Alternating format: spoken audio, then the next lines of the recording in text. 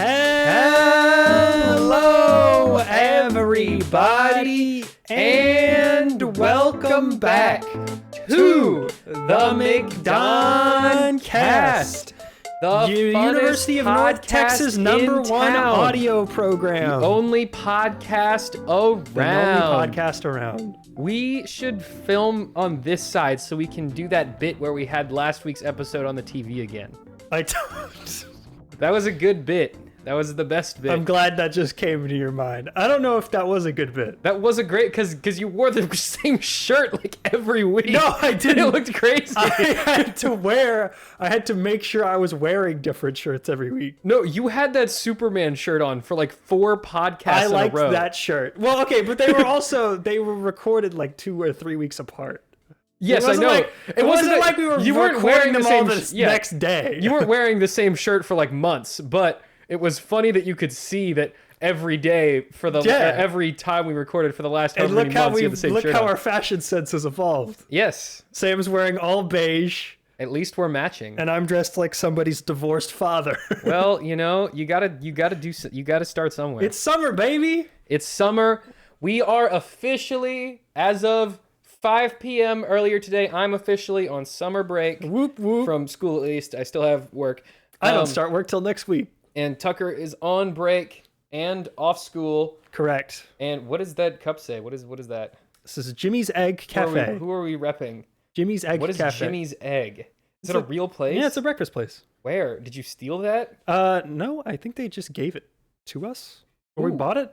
Who? When? I don't know. Probably our mom. I don't know. Did she go to a place called Jimmy's Egg? Yeah, I would assume so. I don't think this just appeared. I've never been to Jimmy's Egg. Well, you haven't been to every place for a mug we have. We don't have mugs from places. Name have one other mug from a place. The Statue of Liberty.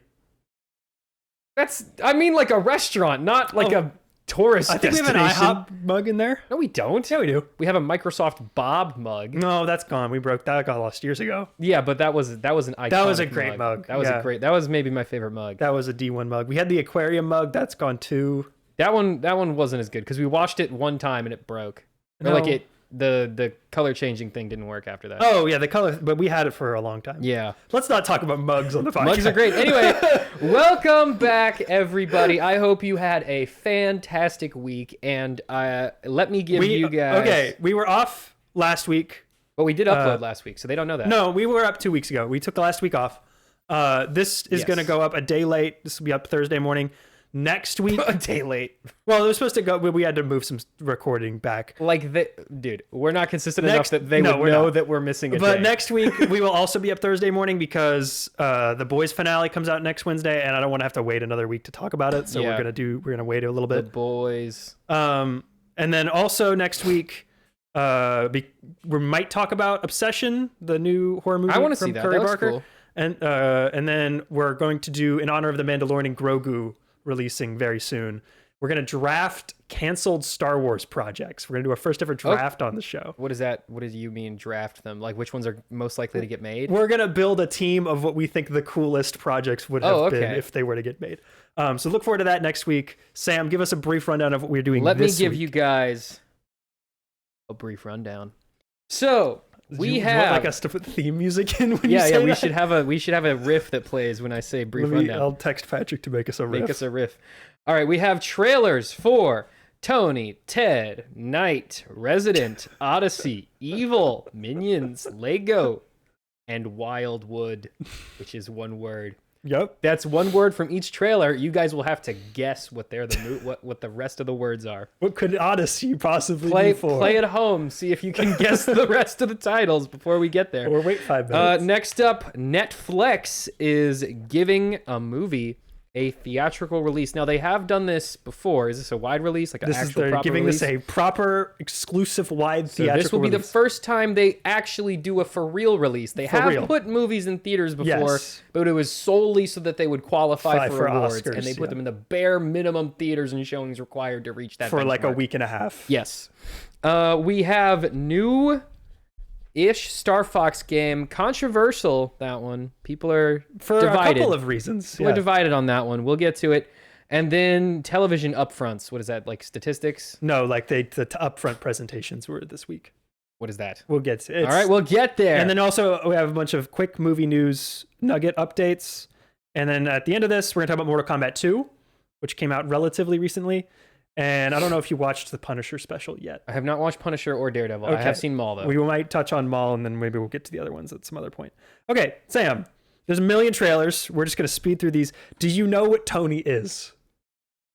Tony, like Kill Tony? Like the trailer, what movie this is? I have not heard This is of the Tony. Anthony Bourdain biopic. This stars Dominic Sessa from The Holdovers.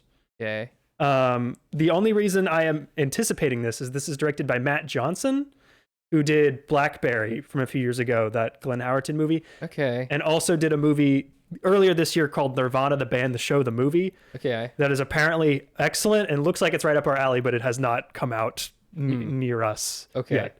Yeah, Blackberry was fine. I liked Blackberry. Were you not a pro? It was just kind of fine. I think it was I was better getting of kind the of product biopic Yeah, movies, I was getting tired of product biopic movies. there was like 5 of them in like a 6-month span. Blackberry is, to me, just not very cool. I think it was a more interesting product to look into than like Flamin' Hot Cheetos.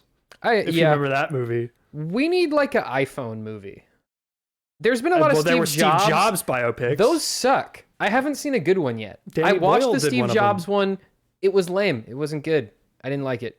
Okay, well, boring. I think they made like 2 or 3, so there are They options. made 2. I haven't seen the other one. Maybe I can't it's remember better. which one's which. Was Seth Rogen, was that the one you watched?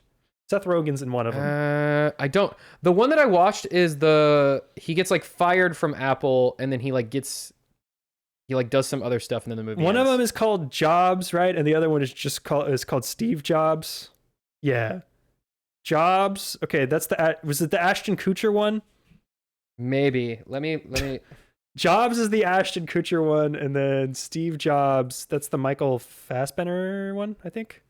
Okay. Yeah. Okay. Yes, yeah, that's the Michael. I've seen Steve Jobs. Okay. I recognize him. That's as the Steve Aaron Jobs. Sorkin one. Yeah. Okay. That one was boring. That's considered the better one. I don't like it. I don't think either of them are that beloved. Yeah, they're boring. Well, he's not like he's an interesting guy, but not like an entertaining guy. I'm more interested in Apple than I futzed with am, computers. I think, in Steve Jobs. Okay, but he is Apple. Yes. The origin story of Apple is the origin story I'm not of interested Steve in the Jobs. origin story of What do you Apple. want them to do? Develop I the want them to iPad? do the iPhone. That was also him, though. Yes, that's fine. He should be a big part of the movie. But there's Johnny Ive. There's other people that are important to that story that I think have not been included. I think we have reached the pinnacle of the "this is how this product got made" movie. I don't think we can do better than we have. What's the best one? It's either Blackberry or Air. Air, I think, is Air. I liked a lot more. Than I think Blackberry. Air is way more entertaining. Air is about as professional, about as high quality you could get. Yeah, from like that. Oh, you know what would be cool? A Nintendo one. Would it? Yeah, like what era? Like an NES one. Because before they weren't Like always right doing when they video got into video games, like when they were struggling and everything sucked. Like Rob. But my problem is there's nothing that's like watching people like put together boxes is not like inherently cinematic. No, they were like on the verge of like total like bankruptcy. Japan's economy was terrible. Like no one was buying video games. That is a really interesting story. Okay, maybe. But my point is I'll do it. Yeah. So Sony, give me money. I'll do it. I mean, I'm assuming that's public domain. I think you could just do that. I don't think so. It was a real thing. I don't think that NES is. I think Nintendo. No. I think if I made a Nintendo movie, they without would their sue. permission, they would have me assassinated. Because usually what happens is like the Steve Jobs movie, someone writes a biography about Steve Jobs, and then that is optioned for a film deal. But if it's just a real event that occurred, what is the legal process for acquiring the rights to that? I think you could make a movie about the event, but I think if you want to use like brand, like logos and stuff, you'd need permission. Maybe. Stuff that they still have trademarks for. Like there's no way they don't still have the trademark for the NES. Right, you couldn't show someone playing Like, there's Mario Brothers or whatever. no shot. Rob is definitely trademarked for sure. Sam, Ted Lasso season 4, it's coming back in August. Yeah. What? Okay. How are we doing more this? Yeah, we knew That's this. fine. I know. Like that's fine. I like Ted Lasso.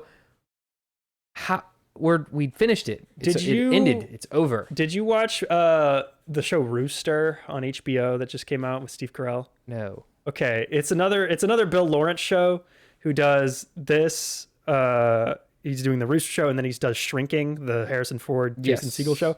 They're all the same show. They're all fine, but they're all shows about middle-aged white comedic male actors playing guys whose wives have either died or just divorced them, and they go to a place and they make friends and they fix their life issues. Like it's the same show like 4 or 5 times. I mean, some people they tell it's like James Gunn. He makes the same thing over and over, but it's pretty good, so we don't mind. But the problem is that Rooster, Shrinking, and then his other show, Bad Monkey, and then Scrubs, which is his other show, all come out this year. They're all the same show. And again, I don't mind Ted Lasso is really good. I love Ted Lasso.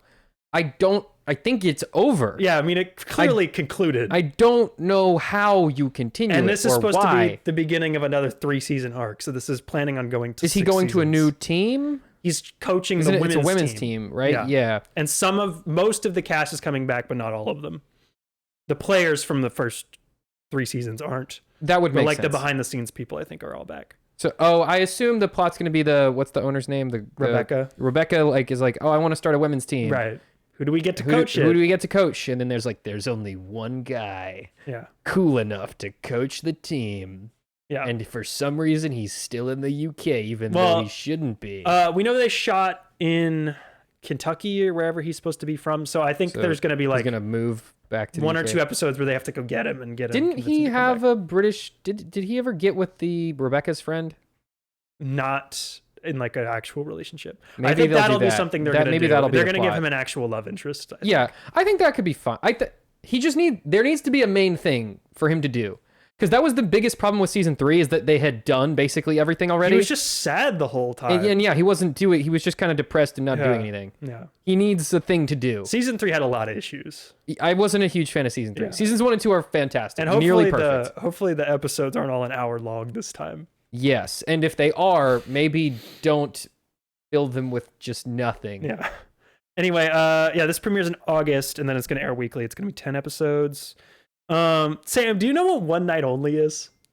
I think you saw the trailer for this. Yes, I've definitely seen the trailer. Okay, this stars Callum Turner and Monica Barbaro. Callum Turner is Dua Lipa's boyfriend and also has acted in some things. And then Monica Barbaro is from Top Gun Maverick.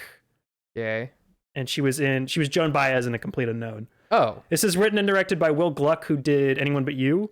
Okay. The premise of this movie is that it's a dystopian future where for one night a year. Oh, right. It's the only time sex is legal. Yeah, it's the sex purge. The sex purge. But the trailer is just like cut like it's a regular rom-com. Like they don't even really mention the premise. This is dumb. Why are we doing this? This is silly. I mean, whatever. I don't understand. It's clearly like they wanted to make a rom-com, but they didn't think they would be able to sell it with like a weird Are they doing like political commentary? Is it like is it like what if like a super duper authoritarian Christian government took over and banned from sex? the trailer? It just looks like Anyone But You, but there's this other stuff going on. But there's other thing. Yeah, also. just don't worry about it. Yeah, this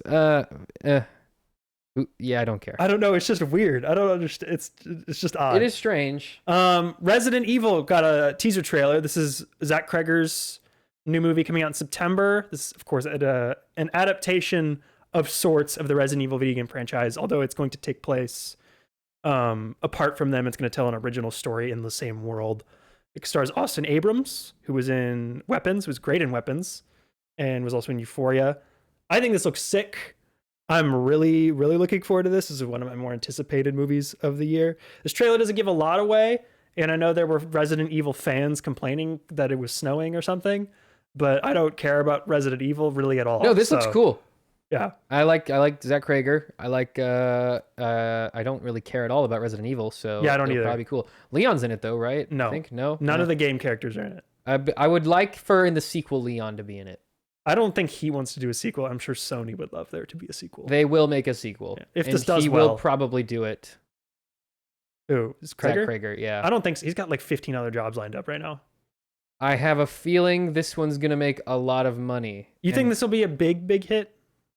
I don't know if it'll be a monster hit, but it's gonna be his biggest movie for sure. You think this will make more than Weapons? Yeah. Okay. Because that would be like 300 million. Because if it's as good, or if it's like 70% as good as Weapons, yeah, and it has the brand recognition of Resident Evil, that's what they're hoping for. Then like, this is a solid franchise foundation. It's Weapons plus the IP juice of just like, this is a thing people know. Yeah, this should do fine. And it's horror, so there's a built-in, guaranteed, always going to watch it audience. Yeah. The teens will show up. The teens will be there. Everyone is going to see it. Yeah. And I think even people who haven't played the games, I think will go see it. I mean, yeah, I'm going to see this definitely at least once, and I don't care. Because Resident Evil also doesn't... You don't necessarily need to have played the games to understand. I don't understand how games connect to each other at all. A lot of them aren't connected to each other, which is why it doesn't really matter. There was a brief... So the first, like, 4 games... I know the first, like, 4 is, like, one are straightforward, story. Horror games. In then 5, they were like, what if we are Call of Duty now? And so they tried to be Call of Duty, and it got really silly and dumb. Yeah. And then they course-corrected with 7. With 8. They did Village. Was 7 Village or was 8? Which one 8 was Village. Which one is Biohazard? The one where you're in the house and there's the weird couple. Biohazard's a different game. No, the one where you're in the house, the first person one. The first one? No, I'm thinking of. Most of them are you're in a house. I think Resident Evil 7 is the one where you're like in the weird couple's house. Keep talking. Yeah, Resident Evil Biohazard. Yeah, I'm correct. Which one is that? That's the one where you're missing for your wife and a derelict plantation occupied by an infected family. Yeah, that's that was the one that everyone liked. Yeah, that's the one with the big vampire lady, right? No, that's 8. 8 has goth. 8 is the one that everyone liked. Because goth woman. Yeah, they liked the big booby vampire lady. Yeah. And they've made more, and I don't know what's going on. So I know 7, 8, and 9 are related, and they kind of course corrected and they fixed. They went back to the horror stuff. They went back to the horror stuff for 7, 8, and 9.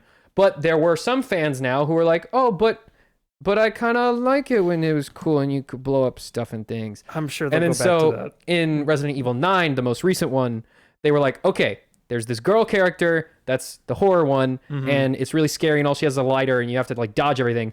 And then as she is progressing through the story, you also play as Leon, and he's like kind of like one location behind her. So all the scary monsters that you were trying to avoid as her, you come in as Leon and you're like, night to you, and you just like blow everything up, and it's like an action shooter. I tried game. to play the Resident Evil 2 remake, and I played it for a couple hours, and it got to the point where I was just rummaging through drawers looking for keys or whatever, and I was like, I don't want to do this anymore. I think from what I've heard, 9 is a lot of fun. Okay. I will never play it, but I believe you. Have you seen the Switch 2 version? No. Does it like run well? It looks like as good as the PS5 version. That's crazy. To the point where like a lot of people could not tell. I don't know if you watched the Beat 'em Ups video when he did his review. Nope. But he did like the whole thing, and he was like, look at it running on the PS5 Pro, and he did like this whole thing where he was talking, and then he was like, just kidding, Switch 2 the whole time, all the footage was Switch 2. And everyone was like, what? Okay. Resident Evil comes out in September. Okay, this one was kind of controversial. The Odyssey got a new trailer. Really, it's controversial because people are talking in American accents in the trailer, which I don't know what people expected. I mean, they should talk in like I feel like they should have been talking in some kind of accent. Okay, but we understand why they aren't, right? Because this movie needs to make like $800 million to break even, so they have to make this as accessible as possible. I think people will be like, oh, knights and stuff. They should be talking like knights and stuff. You did say, was it you who told me that your theory was that it's because Bernthal doesn't want to do an accent, and so they're all just have to talk like Americans? Yeah. I totally agree. Well, I don't think he can do an accent. No, I don't think he can either. I think it was like, I think he cast Bernthal and was probably just like, everyone is just going to have to speak. Yeah. It would be weird if he's the only one. I honestly wouldn't have minded that. Sounds like he's from Brooklyn or whatever. That would have been kind of funny. I don't like that I don't like the lead. I don't think what's his name? Matt Damon? I don't think Matt Damon is a good Odysseus. I mean, we haven't seen it yet. Maybe he'll be perfect. Maybe he'll be great. He doesn't have Odysseus vibes. Who has Odysseus vibes? I don't know, not him. What do you need to be Odysseus? He needs to look stronger. He needs to be like mythically He's getting, big. he got buff. He worked out. Did you not see that picture of him shirtless on set? Yeah, but I mean, like, I don't know. He's not. Okay, but he He's also not has who I to would be. imagine He as has to be Odysseus. in that age range because Telemachus has to be like early 20s. That's fine. We can have him be that age range. So he's got to be like at least 40, like mid. I don't have a 40s, problem with early his 50s. age. Yeah. I just don't think he's the right guy. He seems too chill. Like, Matt Damon is always chill. I don't want chill Odysseus. I want angry, confused, upset Odysseus. Maybe he'll be in a different mode than you've ever seen him. I don't want him to be in a different mode. I No, want him I'm to saying be in Damon. Maybe Damon's got Oh, it maybe in him. he's and you gonna just maybe he's don't gonna know. lock in. Yeah. I mean, it's not like you've seen that many Matt Damon movies. I've seen a lot of Matt Damon You've movies. seen maybe like 4 or 5. I've seen quite a few. Okay. He's in a lot of movies. He is in a lot of movies. He is in Eurotrip. He does it anyway. Oh, I did watch Eurotrip. Oh, did you see the controversy? The Matt Walsh was tweeting that Helen of Troy could never be black. It has to be a white woman. Did you see that? No. Yeah, he Is was upset. Who plays Helen of Troy? Lupita Nyong'o is I Helen don't of know. Troy. I don't. Is she? What is she in? What does she do? She's the lead of A Quiet Place Day One. Oh. Yeah. Okay. Yeah. Dude, whatever. Yeah. It's just, He just wanted Sydney Sweeney to be her. Yeah, That's and- all. yeah. That's all that means. if you go on Twitter, it's just people AI generating that Yeah. over and over again. Evil Dead Burn. I know you saw this trailer. Yes. Looks like Evil Dead, doesn't it? What even is Evil Dead? It's a series of films. I cannot tell one apart from the other. They all look exactly the same. What is the difference between them? Well, 1 and 2 are basically the same. The Evil Dead 2 is basically a remake of the first one. Okay. It's just more comedic. And then the third one is Army of Darkness. That one's the most different because it's time travel and he goes to medieval times and he he's fights got a army of chainsaw skeletons. hand. Yeah. And then they did one in 2013 that was like a pretty straightforward horror movie. It was basically also a remake of the first one, but like what if Yeah, it I'm was familiar with the serious? first three. Right. It's the new ones that I Evil Dead Rise was the cannot tell last apart. one, which did you see that one? I've not seen any of the newer Okay. ones. Evil Dead Rise was what if it was Evil Dead but in an apartment complex and it was like a family and Yeah, so, wasn't it like a mom? yeah, the mom gets possessed by a demon and tries to murder her Yeah, children. I keep seeing the mom. Yeah. And she's not scary. They are not really supposed to be. She just seems more The like bit a of Evil- Batman villain. Evil Dead is more like these are very violent black comedies. Like they're just very gory and over the top. And they play themselves super straight for the most part. So it's supposed to be like you're kind of laughing at the movie intentionally. Yeah, I don't know. I'm not like They have to be your thing. Yeah. They're not super like the average like horror movie audience, aka like bored teenager. They probably aren't going to like them very much because it's not like super tension filled and jump scares. Yeah, It's mostly no, just I like people I screaming and the camera spinning around. And I blood like that shooting all over the idea. place. I want more variety. I agree. I think I'm that tired of the mom. Do Yeah. a different one time. That's fine. I don't need her to be. It's because I don't mind if a horror movie creature is not that scary, as long as we don't only have that as the villain. I think Give me a new thing. they just need to switch it now. up a little bit. Give me a new guy. And we don't obviously haven't seen this new movie yet, so maybe they do and we just don't know about it. But they're making another one after this, one called Evil Dead Wrath, that's coming out in 2028. Dude, they are just pumping these out. Well, yeah, I actually like what they're about. It's Sam Raimi obviously made the first 3, and now he produces the rest of them. Mm-hmm. And basically, what he does is he just goes and he finds these foreign filmmakers who are making super low budget horror. It's like here's $20 million in the Evil Dead Do a brand, thing, go yeah. crazy. I actually think that's super cool. No, that's really cool. But I think they should. I think next one, let's get it We out of need just to- like demon gets to a house. Yeah. Let's do something crazy. Let's do with something it. a little different. Let's go back with the time travel thing. Let's do do evil. something really crazy. Let's yeah. do like Evil Dead and Because yeah, when I think of West. Evil Dead, I think of like just crazy, Yeah. crazy movie, and I feel like the last couple have been just like, scary mom, she's doing something silly. It's like okay, Did you see and that part though where he falls on the forks that are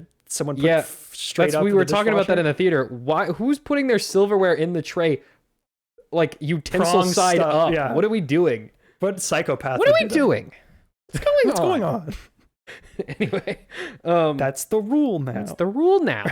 That's the goal. It's one of the better SNL impressions to come up It in the is. last couple I of years. like his impression. Minions and Monsters got another trailer. Okay. Yeah, who Cool. cares? Lego Bat. Okay, the only reason I did like the rubber hose animation they did for the for intro. like the illumination for the intro. Minions. Yeah. You know it's not going to be in the movie, right? No, I know, but I like that they did something stylistically Charlie different. Chaplin is in this movie apparently. Dude, this. He was could pretty be evil. cool. The minions should follow him. Yeah, they could. Well, He had children with a preteen. there's when he was 50. definitely a more villainous villain around at the during this time period. I Who agree. happens to look quite similar to Charlie Chaplin, actually. I wonder why these minions aren't serving him. Yeah, canonically, this is a big. Anyway, Yeah. Anyway. Lego Batman, the new game got a trailer. I only put this out here because they used "Kiss from a Rose" by Seal in the trailer, and I just thought that was great. that is good. And then Wildwood, which is the newest film from Leica, got a trailer. Yeah, I think this that one looks really cool. This one looks cool. They couldn't get like a real distributor for it, so it's being put out by Fathom Entertainment, which is really concerning. But I mean, the it Leica looks movies, great. I don't think have ever made money. No, ever. it's kept the guy who runs the studio is Travis Knight, who is the son of Phil Knight, who is the Nike guy. So they're just kept alive by the Nike owner, just pumping them full of cash every few years. Yeah. All right, Sam, Netflix. They're putting a movie out for real. Was that yeah, that's the next thing. Yes. So, after a production delay caused by an onset injury, Netflix decided to delay the upcoming release of Greta Gerwig's Narnia, the Magician's Nephew. It was supposed to come out this Thanksgiving. It is now coming out February 12th, 2027, which is Super Bowl weekend. However, the film will receive a full-wide theatrical release before debuting on Netflix April 2nd. So it's going to get a 45-day theatrical window. They're promising like full 4,000 theaters, actual competitive marketing spend. The first time Netflix has really ever done this. It's not going day and date. It isn't going to PVOD, so it is going to go straight from theaters to streaming video on demand. Yeah. That makes However, sense. this is by far the most Netflix has ever conceded to the theatrical business. My question is, why are they doing this and why now? And why this movie? Yeah. Which movie is this? This is the Narnia movie from Greta Gerwig. Right.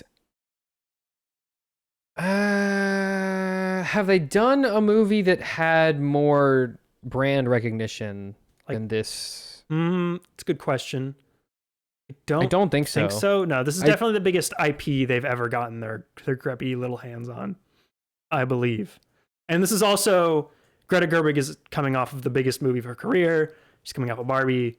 She has more kind of weight to throw around than ever before. Yeah. So she kind of can strong arm her way into this where no one else working for Netflix probably could before. Why would you go from Barbie to Narnia, man? Like, dude, you could have done anything. She wanted to do Narnia really bad. Why? Narnia's. Oh, you read the second book, right? one You of read them. Lion, Witch, and the Wardrobe Yeah. in school. Most people have. I don't care. My question about is, Narnia, I have actually to be honest. read The Magician's Nephew, which is the first book Yeah, in the it's the first series one. timeline wise. The first one published was Lion, Witch, and the Wardrobe, and The Magician's Nephew is a prequel. It's not super cinematic. It's a creation story, because if you don't know, the Chronicles of Narnia are all religious allegory.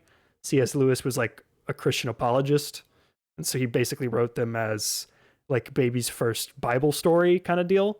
So it's a story about it's a creation story. It's not like, it doesn't have like the big like army of creatures coming together and fighting the evil witch or whatever in the same way as Lion, Witch, and the Wardrobe. So I don't really know about this as a viable IMAX $200 million theatrical release. I have concerns about that, but you know, it is Greta Gerwig. So I mean, Narnia is a big franchise, right.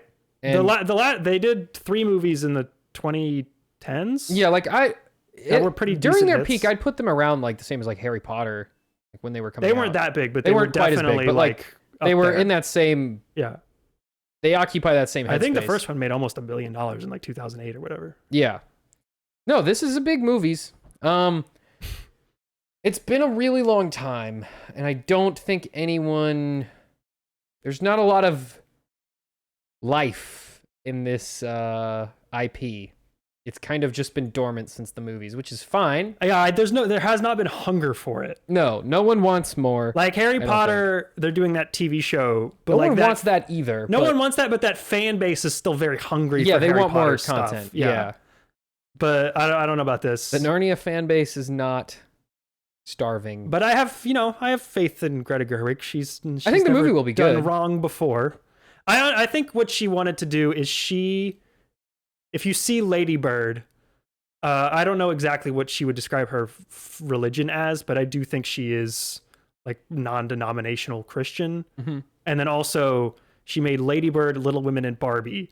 So she made a movie about her favorite. She made a movie about when she was a teenager, a movie about her favorite book as a kid, and a movie about her favorite toy as a kid. Mm-hmm. And this is another book. This is another movie about her favorite book She series. just likes as to a make kid. stuff she liked as a kid, which that's cool. That's cool that she gets to do that. And then and then my other question for this is: do you think any other Netflix movie will get this? And if they were, what would they be? Do you think this is something they would consider doing more than once a year? This is something only for the big IPs that they get their hands on? Because my first thought was like, I think K-pop 2, whenever that comes out, I think that is definitely on the table for a theatrical release. I think it has to be. I would hope so, but they seem really adamant on that not being in theaters. They were like really proud of the fact that it wasn't in theaters. Sony was doing that charade, but Sony also couldn't go out there and admit that they made a big mistake. Yeah. So Netflix, I would think, absolutely see K-pop 2 in theaters, and I really would like it to be in theaters. I don't know. I think because it's animated, I don't know if they would be willing to make that. Unless this becomes a more normal thing for them, if we see like a couple movies come out wide Do you release. think that could be a thing for them? I'm trying to think what when they make another $300 million Russo brothers movie, do you think Red Notice 2 is going to be in theaters? Well, that was Amazon. Or no. No. Or Red, what was it? No, you're right. I was thinking of Red 1. No, Red Notice 2, yeah. They both have The Rock and they both start with Red. I think it could. According to them, every human being on Earth watched that movie 5 times, so... I don't think your average Netflix movie would do well theatrically. No, I agree with you. I think, but like if you took their top 10 movies, right, maybe one of them would do well theatrically. Because most of their top 10 most watched movies are like absolute slop. Right. Like true, raw, gray paste slop. Or like random Tyler Perry crap. It'll no be like, offense, Tyler was Perry, it Jane and the Dragon? I think was like in their top 2. Damsel was the Millie Bobby Brown one. Yeah, the Millie Bobby Brown movie where there are dragons and she is in it. I'm looking at their most watched movies of all time. I think a Red Notice sequel would do fine. That's because now it's a thing people know and it has the big stars. Because I'm trying to think of what IPs they have that are big enough. But I'm looking at their other most watched. It's like Carry On. I don't think would have done well. No. Don't Look Up. That maybe. No, that was the Adam McKay movie, but that had like Leo DiCaprio in it and like Meryl Streep. It had like a bunch of famous people. That movie was bad. Most people, our dad likes it. What? Yeah, I don't know. The Adam Project, which was the Ryan Reynolds, I'm me, but I'm my dad from the future. But yeah, that was dumb. That would not have done well theatrically, I don't think. Back in Action, which is the Jamie Foxx, Cameron Diaz spy movie, that would not have done well. No. And then it's like The Gray Man. No. What about like an Enola Holmes 3? Not you theatrically. Think that, but you don't think that could come out and do like 200 million worldwide? No. I think people only watch those because they are free. That is the question, is like, do people enjoy this crap, or do they... Netflix does not really make real movies most of the time. I think if you look at what they put out last year, if they had actually given it a real release date and marketed it, I think the third Knives Out could have done well. And then yes. But that's what I think the Guillermo del Toro Frankenstein movie could have done well if they put it in theaters. That too, well. But that's because those are the only 2 real movies that they made. Right. Like 90% of Netflix movies are just it's nothing. Gray paste movie. Like I think their biggest movie this year was called Apex, and it's like about, I don't even know what it's about. Or War Machine, the movie where Alan Richardson fights a big robot. And it's most of them don't even have most of them don't even have like real names. Yeah, it is slop. Like it's just endless. It's stuff for your dad to fall asleep to on a Wednesday night. Yeah, it's like just nothing. Like, yeah, the Frankenstein, K-pop, and Knives Out movies. But those are like movies from real filmmakers. Yeah, Frankenstein and Knives Out were both like by real directors who Right. actually want to make movies. They were not just like, not to say that the other guys are not real directors, but like they're clearly just Sean Levy is not making pumping high out art. content. Yeah, They're just pumping content into the content machine. yeah. I think Create they could, content, get excited for new content. I think it's going to depend on how well this does. Obviously, if this comes out and does even just like fine, then I think they won't probably do this ever again. I still don't understand how it could not make money. I think my biggest concern would be, one, it comes out Super Bowl weekend, which is historically not a big movie going weekend because everyone's watching the Super Bowl. And two, Netflix has never run like an actual marketing campaign before. So do they even know how to do that? No, they definitely did do. For what? Dude, Stranger Things? There was Stranger Things stuff everywhere. That's true. And they didn't get any new subscribers from that. No. It's just people who already had Netflix watching the show. So, like, there's no way that the ROI makes sense for Stranger Things and not for a movie. Well, because for them, it's not about ROI. They could release every movie they wanted theatrically, and they could all bomb, and it would not affect their bottom line at all. The reason they don't do it is because it looks bad. That's what I'm saying. Like, but that almost doesn't even matter. Because, like, Stranger Things season, 5 was terrible.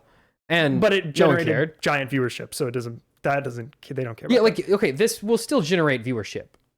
Yeah, I mean, the benefit is it is a big IP movie. They wanted it to come out in theaters on Thanksgiving and drop on Christmas. Now it's going to come out Valentine's Day time-ish and drop around Easter, which I actually think is a really good play for this kind of movie. But yeah, I think if it does well on the service, they will continue to make, because I think her deal is to make like 3 of these. Yeah, I assume they're just redoing the series. I don't know if it comes out in theaters and doesn't do well, but does well in the service, I guess they would do the second and third one, but they wouldn't get theatrical. I don't know what their thinking is about this. I think it's going to depend. I think they're really just like, they're going to try it out this once. I think their Warner Brothers deal, when that was happening and they looked at all their books and whatever, they were like, maybe we could actually do a theatrical business. Wait a minute. You're telling me people pay to see one movie? And they pay The price of an entire same Netflix as subscription for one movie? Wait a minute. You're telling me they do this for many movies? And Netflix has wanted to do this for a while. Netflix has wanted to make $200 million big IP blockbusters. The problem is that they don't have any IP. They have made big budget movies. They just refuse to release them in theaters. And they refuse to make them good. And they keep hiring. Like, I'm pretty sure Joe and Anthony Russo. Red Notice cost like $250 million. Yeah, it was like it was expensive. And the Electric State cost $320 million. Yeah, and that was awful. And that one didn't even do well on Netflix. It was so bad. Yeah. It had every famous person. Chris Pratt and Millie Bobby Brown. And then everyone else who's famous did a voice in it. It was ridiculous. Anyway, I just think that's interesting. We'll see what happens with that. Okay. Starfox. This was maybe the weirdest announcement in the history of Nintendo. We kind of knew this was coming. It had been rumored for a while. I foresaw, because of his appearance in Mario, right, that we would. I think it may have been 1 or 2 podcast episodes ago. We were talking about like what Nintendo's summer game would be, and then I was like, I have a feeling it's Starfox because he was just in the movie, and that was super random that he was in the movie. And they haven't made a Star Fox game since the Wii U, I'm pretty sure. Yeah, Star Fox Zero was the last one, and that everyone hated. No one that liked game. it. So I think I had another like random Nintendo premonition. But yeah, we're getting a new, in quotation marks, Star Fox game. So the way they announced it was the weirdest part. It was like Wednesday at 3 p.m. They keep doing this. And they were like, they just tweeted it. They were like, by the way, in an hour, we're doing a Star Fox Direct. Star Fox game time. And everyone was like, huh? Yeah, Star Fox And game. then they just do it. Big budget Star Fox game. We invented a whole face tracking technology. You can be Star Fox now. And then Star Fox game. And then they aired like this 20-minute direct where they're like, okay, so we did a from the ground up remake of Star Fox 64. It's just called Starfox now. And we made everyone ultra realistic looking animals. And by the way, it comes out in June. Goodbye, everyone. Bye, Starfox. All right. Cool. Yeah, this was really weird. I do not care about Starfox. Will you play this? No. Really? I don't care. What if it gets good reviews? I don't have time. I have so many other games that I'm like behind on, and I don't care about Starfox. Do you think this brand could be successfully revitalized? Yeah. Do you think this is the way to do it? Maybe. I would have... Yes, I think this is fine, but I would have liked for there to be something else. Like, if it was plus Wolf's Fury or whatever. Like, something that is new. Something that is also a thing we haven't seen yet. Third time they've made Star Fox 64? Yeah, like, I do not care too much for this game that is almost 30. I think it is 30. I think it came out in like 94. Yeah, I would like for... I might have been later. It might have been like 98. Because visuals, I'm sure, are going to be great. The gameplay, I assume, is probably going to be almost the same. I'm guessing probably they modernized. fine-tuned it. They probably added some rumble but mostly the features. same. I would have liked some innovation, something else, some Well, the new innovation is what if thing. Falco looked like a real bird? I don't like his feet. I don't like any of them. I'm sorry. I like Slippy. I think Slippy looks really good. Slippy is like, why is he so smooth? He's a frog. It's off-putting to me. I think that this is, and the character designer said as much yesterday, but like this is like what they wanted these characters to look like. Yeah, I mean, if you look initially. at the original box art for like the SNES clearly game, this was it's like the a vision. realistic looking fox man. I still vastly prefer not only his like Smash like look, but also the Star Fox look from the movie was like perfect. Yeah, I don't know why. And I they know didn't you those have line that up more. character model. You just made it. It was just in the movie. Well, I don't know how long ago they started working on this game. I don't know. I would have liked and now I do think the Mario one was a little bit too cutesy maybe for the regular games. No, he was too squash and stretch. Yeah, he's a little too cutesy, yeah. but I honestly like all of their designs except Falcon or Falco. I don't like his design. His face? It's his legs. It's his hunchback. It's his I mean, the good news is that weirdness. from the majority of the game, they're just sitting in chairs. Why is he the only one with the feet of the animal that he is? That's a good question. Well, Star Fox has human legs. They're wearing boots, the rest of them. No, yeah. Well, yeah, but they have, like, feet. Right. Why does he have... Frogs don't have feet. Yeah, they do. Not like that. Not boot-shaped feet. No, but they have feet. That's what I'm saying. Like, the rest of them have humanoid-looking feet. And Falco has... I think it's best just not to think about it. They made it... They changed it. He didn't used to have bird talons. Do you think... Someone clearly thought about it. Do you think this will work? I think it'll do fine.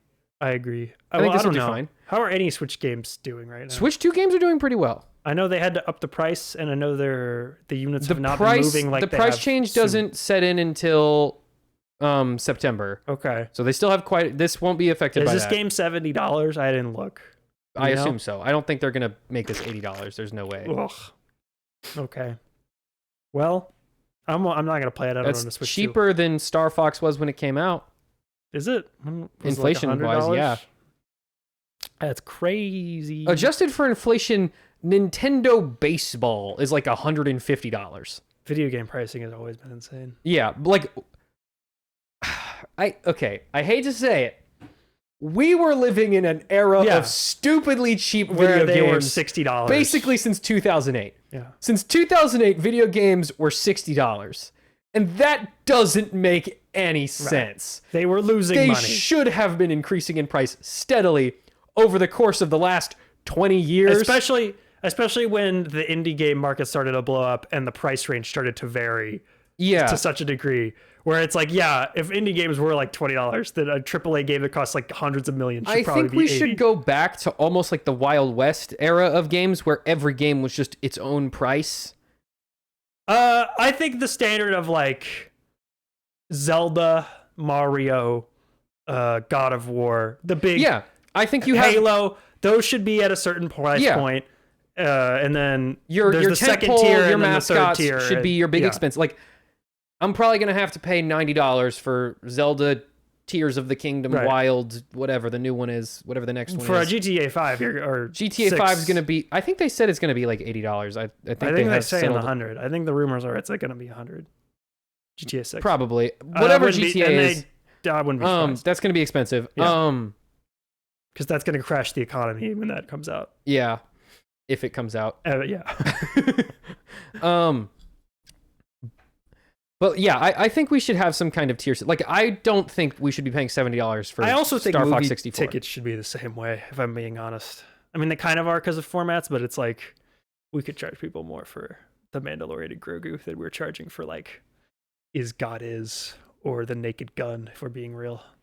That might actually help the industry. I think movies are still cheap enough that like it doesn't really matter. Yeah, I honestly, my general take is that people complaining about ticket prices are kind of being babies. Kind of dumb. Yeah, now like if they break $30, yes, it's ridiculous. I think it's over for movies. But I think that people who are like, I paid $100 to go to the movies last week, and I'm like, yeah, okay. Well, you bought a 5-course meal. Well, you bought $70 worth of concessions, and you saw it in XD 3D ultra recliner chair, massage your butt chair. Yeah, and you so could have obviously done none of those things. Just it would have been $12. Be a regular human being. Yeah, go on Discount Tuesday. Anyway, Starfox. I mean, who has an opinion on Starfox? I would have maybe considered playing it if it was new.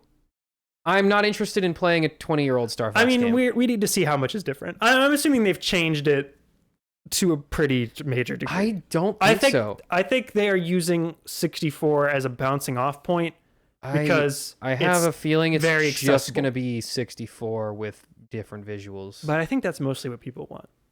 Not what I want. But it makes sense why they're doing it. Because Zero was the like, let's try to switch it up and do something crazy, and everyone everyone threw a massive fit. One, that was on the Wii U. Nothing did well on the Wii U. But it wasn't just the Wii U. It was the fact that they were so experimenting with the control scheme. Yeah, that was the other thing. They jacked the game to crap. That's not what I want to be new. What I would like to be new is like, what if we had some new characters, some new locations, some new something, a new spaceship, modes. a new game mode, a new something. Well, you did get what was that Ubisoft Toys to Life game that was kind of cool because that was different. But I didn't hate that. That game sold like 12 units. Yeah, and it wasn't a Star Fox game. It was an unrelated game with Star Fox DLC. Yeah.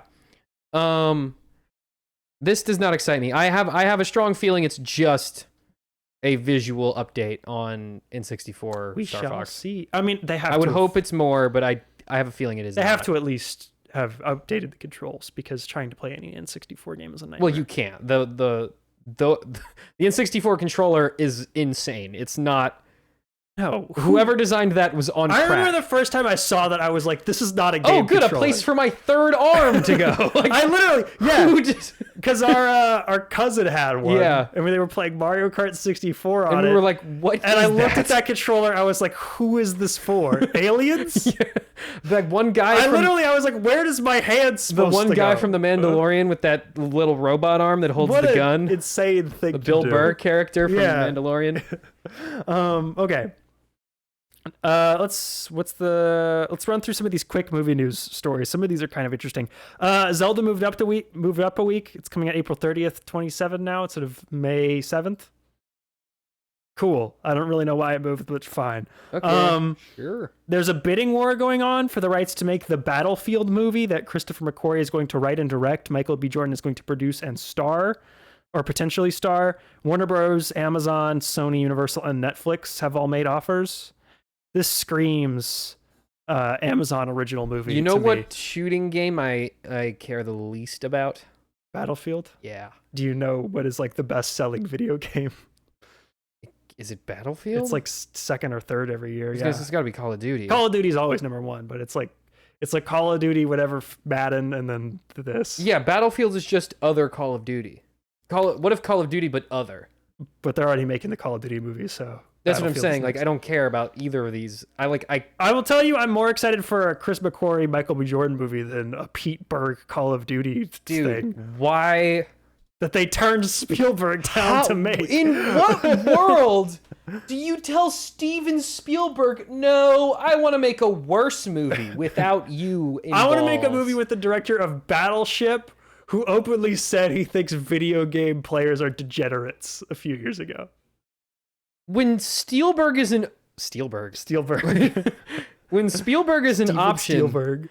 and you pick I'm picturing Steven Spielberg in like a bandana, and he's just like picking through your house. Like if a director came to you with a GTA movie, right? Is that Cena? Yes, it is. Cena, hi, podcast dog. talk. You're to knock over stuff. Hello. Like if you were the CEO of Warner Brothers, right? And some director came to you with a Grand Theft Auto movie. Mm-hmm.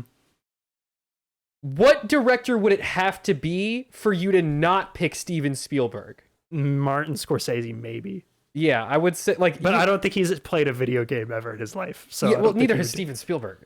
He has. He's talked about it. He has played Call of Duty. He likes the Call of Duty games. That's why he wanted to make it. Interesting. I just assumed like his kids liked it. No, I think he wanted to do that, and I think he wanted to do a World War II thing. Yeah, I could have seen that. And obviously, that would have been really cool. It would have been good, probably. No, he wanted Final Cut, and they were like, that's too scary. No. We trust the Paramount executives more than you. We don't trust one of the greatest filmmakers of all time. Yeah, Battlefield movie. That screams Amazon original to me. I don't know about you. The Battlefield movie. Wes Anderson Grand Theft Auto movie? Are you cooking? Would that be that be fire? Am I cooking? Would that be sick? Disney is making a third Hocus Pocus. Huh? Third Hocus Pocus? I don't care. Yeah, you don't care. No one cares. Who cares? Well, people Hocus do care. Pocus does Hocus have Pocus crazy is insane. views. I'm going to close that door. Yeah. Hocus Pocus, every year, I think both of them now are in the top 2 most watched movies for Halloween on Disney+. Every single, it's that and Nightmare Before Christmas are always the top 3. That's why it was always crazy to me that the second one went straight to streaming, because it would have been a massive hit. But the original one was not a massive hit. No, but it became like a massive cultural thing. Via cable. I don't think that they understood what that movie had become.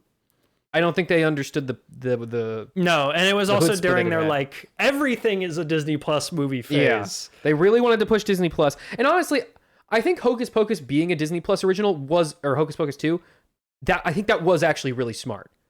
Because they needed, I don't think it was on purpose. Do you think it was like they're escalating? I think they gotta ramp back up. I think they were just seeing what they had to make. Will people watch another one as opposed to the same one again? They happened to make a Hocus Pocus movie. They didn't really realize what that was worth. And then when they released it onto Disney Plus, it garnered a lot of attention, and I think it did as well as it possibly could have. I don't think they would have made it if Disney Plus didn't exist. I think they just would not have made it. Yeah, you're probably right. Okay. Matthew Lillard and Sinqua Walls. I don't know how to say his name. I'm sorry. I've been cast in Man of Tomorrow. Yeah, I saw that. I love that every time there's like a actor like this cast in a Superman movie, everyone's like, oh, they're playing this major comic book character. And I'm like, let's be real. Matthew Lillard's probably playing like he's playing Goober. Police Commissioner Bob. He's playing Goober background guy. He's going to have 2 scenes. I really wish he was Commissioner Gordon, though. I think he would have been a good Commissioner Gordon. Oh, Matthew Lillard? Yeah. What are you smoking over there, bud? Dude, he would have been a great... No, I'm imagining like almost like from the Harley Quinn show type Jim Gordon, where he's like on crack. He's like crazy. He's like been driven mad by being the police commissioner of Gotham. He would have been good as Plastic Man like 30 years ago. Yeah, not now. He's too old for Plastic Man now. I'm very hot and cold on Matthew Lillard. I like him. What has he been in? I like him as a guy. I don't think he's ever been in a good movie ever. Yeah, I mean, it depends on what. I know him from Scooby-Doo and Five Nights at Freddy's. That's most of what I don't know what else he's been in. And he's great as Shaggy in Scooby-Doo. He's great. I don't know what else he's been in Daredevil season 2, Born Again. He doesn't do a whole lot, but I think he's good in that show. But then, he's he's pretty bad in the Five Nights at Freddy's movies. But those movies are really just bad, terrible. So that's not really his fault. I don't really know how much of that is That's him. the thing. I have no idea what his ceiling is. Right, because he's never worked with a he's good director never had before. to do like Shaggy. I'm sure was a fun role to play. Probably not that hard. Right. Five Nights at Freddy's is not real, and he was in a big rubber suit. Those are barely real the movies. whole time. Did you see the second one? Yeah, of course. Me and my Right. friends all went to go see Right, it. of course, yeah. Um, We're in the demographic. yeah, we're in the demographic that sees those. Those are not real. Those movies barely are. They're kind of just They like barely have a story. Yeah, they're basically the film equivalent of like best of Markiplier Five Nights at Freddy's playthrough highlight reel. They're joke movies. They're Yeah. like, isn't it funny that this is a movie? Isn't it funny that we made this? Dude, you're watching this right now. You paid You $20. paid to see this thing we made. Like, those are joke movies. Freaking moron. Okay. Matt Shackman, who did the last Fantastic Four movie, Yes. has jumped on board to direct the next Planet of the Apes film. Okay. Josh Friedman, who wrote the last movie and worked on Fantastic Four as well, is writing the script. They're saying it is not a sequel to Kingdom of the Planet of the Apes, Yeah. but a new original story in the same world. I think this is a fine choice. Yeah. I know Wes Ball was supposed to come back, who directed Kingdom, but I think he's wrapped doing up other doing stuff. Zelda Yeah. stuff. I think it's a fine choice for directing. I think it's smart to not do a sequel. I don't think anyone was particularly in love with Kingdom. And honestly, I think that Kingdom left those characters off in a fine place. I think they're just... what we were teasing wasn't even really related to them. Because they're teasing the return of I think the that's humans. what they're doing. Yeah. I think they're going to jump straight to the astronauts come back and we basically remake I think so the too. first movie, I think that's what we're doing. the Charlton Heston one. And I suspect that there will be a pretty substantial time jump. Yeah. I think it's smart because the last one did like fine-ish. It wasn't huge. I think they need to like up the scale. They need to like make it an easier sell. And I think, bringing in a humans, getting like a big-ish star to play the lead, I think that'll help escalate. How Make people not have to have seen the last couple. How do we do this with no plot twist? How do we remake the original one knowing that it is impossible to do a plot twist? I think you don't make it dependent on the twist. I think you do something of like you have a main character ape that we follow and then the main human, and then they have to figure out how to work together or find common ground. We did that last time. But we do that. They do that in all of them. So just do that again. I think this one has to be more like the original. I think it has to be astronaut comes here, he thinks he's on an alien planet. Yeah, but do we follow? Because the reboots we followed the apes. So do we make a pivot? I think so. I Because we think can't make the apes the villains because they're not the villains. So well, they're not really villains in the original one. they are pretty. Yeah, they are. They're more villains in the original movies. Because in the original ones, they've like enslaved the human population, and so in these ones they are just kind of leave them alone. So they're more like directly villainous in the old films. Well, maybe that's what we do. Maybe the apes are just like peace now. They're doing peace. Well, we saw some evil apes in the last movie, so maybe Is there a war going on? yeah, maybe we do. There's a big army of And evil this apes. human guy just shows up and he's like, "I'm here now." Well, and they have to pick a side. Do we follow the evil apes or do we like compromise and follow the better apes? Ape Game of Thrones. I don't know. I don't really know what you do with apes at this point. I think that the reboot trilogy was like pretty great, Yeah. and I think they kind of should have just left it alone, but I know they can't. Was it Rise, Dawn, and War? And War, yeah. War is my favorite. That was the third one. War is, I think, the best one. I think it's the best one. But yeah, I mean, I know they have to keep doing them. And I think this creative team is solid, but I personally, I have no idea where you go with this at this point. Yeah. Other than bringing the astronauts back, but I don't really know what they even do. Maybe you explore some different aspects of the world. Maybe time has passed. We delve more into like what an advanced version of the ape society That's looks what like. I'm thinking. Like, do we go like way into the future? And it's like there's a utopia ape society, and he lands on that planet. I think it'll be oh, like, whoa, this must be aliens. This is like super advanced. like we get there and they are at like the Iron Age and they're like medieval. No, wave I'm castles and thinking stuff. like we're like yeah, you're saying jump postmodern. way, like we're like they got flying basically cars they have and stuff. cities and stuff. Yeah. I don't know. I think don't think that they would would do be- that. I think that would be too far. Because we need a way. We need a reason for this. I'm assuming that the main human at least thinks that this is an alien planet at the very least. Like that doesn't necessarily have to be a plot twist for the audience. But I think that character ought to still think I think that. you could get some drama out of that. And the only way you can do that is if, one, there's no technology and stuff, right. or if there is such advanced technology and stuff that he does not recognize it as Earth. Well, I mean, the original movie, it's not super advanced, and he doesn't recognize. That's what I'm saying. But that's because it's like there's no technology. Right. It's like just spears and stuff. I think you could do it where, I mean, obviously the audience is gonna know. So I think you would do it as the astronauts come back and they make friends with some of the apes, and the humans are like, oh, I can't wait to go home, and the apes are like, What do you mean, dude? And you get some dramatic tension out of that, and maybe that causes a rift between them. I don't know. What if it's Back to the Future? The apes have to build a time machine? The apes and the human have to team up to build a time machine to send him back home. Maybe by the time we get to like the 14th one, that's what we'll do. What do you think the title will be? Time of the Apes. Time of the Planet of the Apes? No. Just Time of the Apes. Well, it has to be of the Planet of the Apes or whatever. So. Planet of the Apes, It's About Time. I think this one will be Planet of the Apes, comma, It's About Time! Exclamation point. Like they're yelling, they're mad at the Planet of the It's Apes. about they're time. Late. No, like they're upset at them for being late. Like Planet of the Apes, It's About Time. Like, where you guys been? No, I think it'll be Stupid. Empire of the Planet of the Apes. That's too close to Kingdom. So It's got to be more different. they did Rise and Dawn, which are basically the same that thing. was stupid. They should not have done that. They can't. Well, the problem is they can't use any of the titles from the old movies either. So I don't think they can use Beneath or Battle. I don't think they can use Fall either. They might be able to use Fall. They could do Fall of the Planet of the Apes if they wanted to. What if it's Rise of the Planet of Men of the Apes?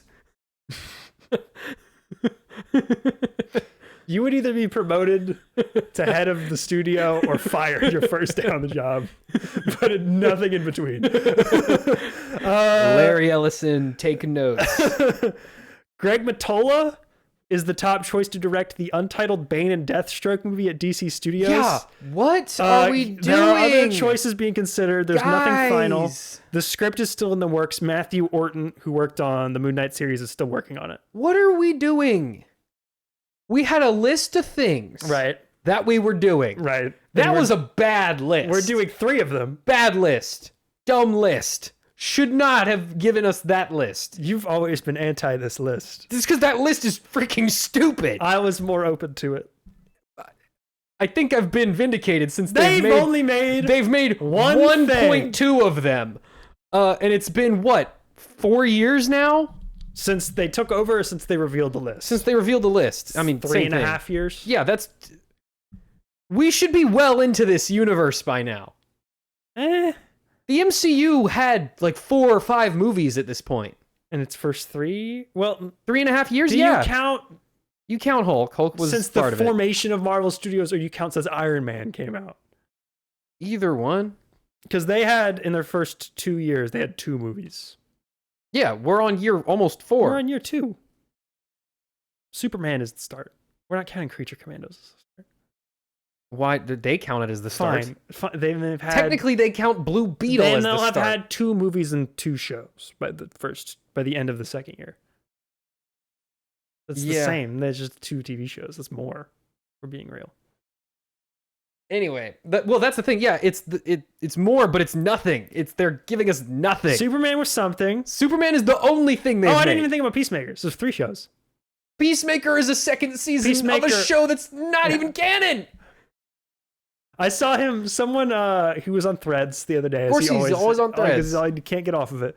But he was defending the decision to bring Peacemaker back. Dumb. And he was like, number one, the deals were already in place for me to do it. Like, Don't everyone care. signed a contract. You're in charge. Well, I was like, okay, sure. It's with HBO. There's probably money paid, whatever. Fine. I get that. And then he was like, I just like those people and I wanted to keep them. And I was like, okay. Dumb. Sometimes you got to make some tough choices, buddy. Yeah. You can't take your kids to work every day. I'm sorry. And you can cast them in different roles.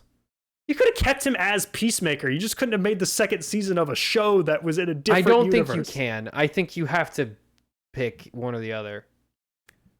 Because that's too confusing. The whole issue was that the DC universe was too confusing. It was impossible to get into. It didn't make any sense. I don't think that's true because it's been done before in other franchises. Like when? J. Jonah Jameson transferred from the Maguire That's movies like to a the minor character. to the Holland ones. But Peacemaker also presumably would have been a minor character if he didn't get a second season of his show.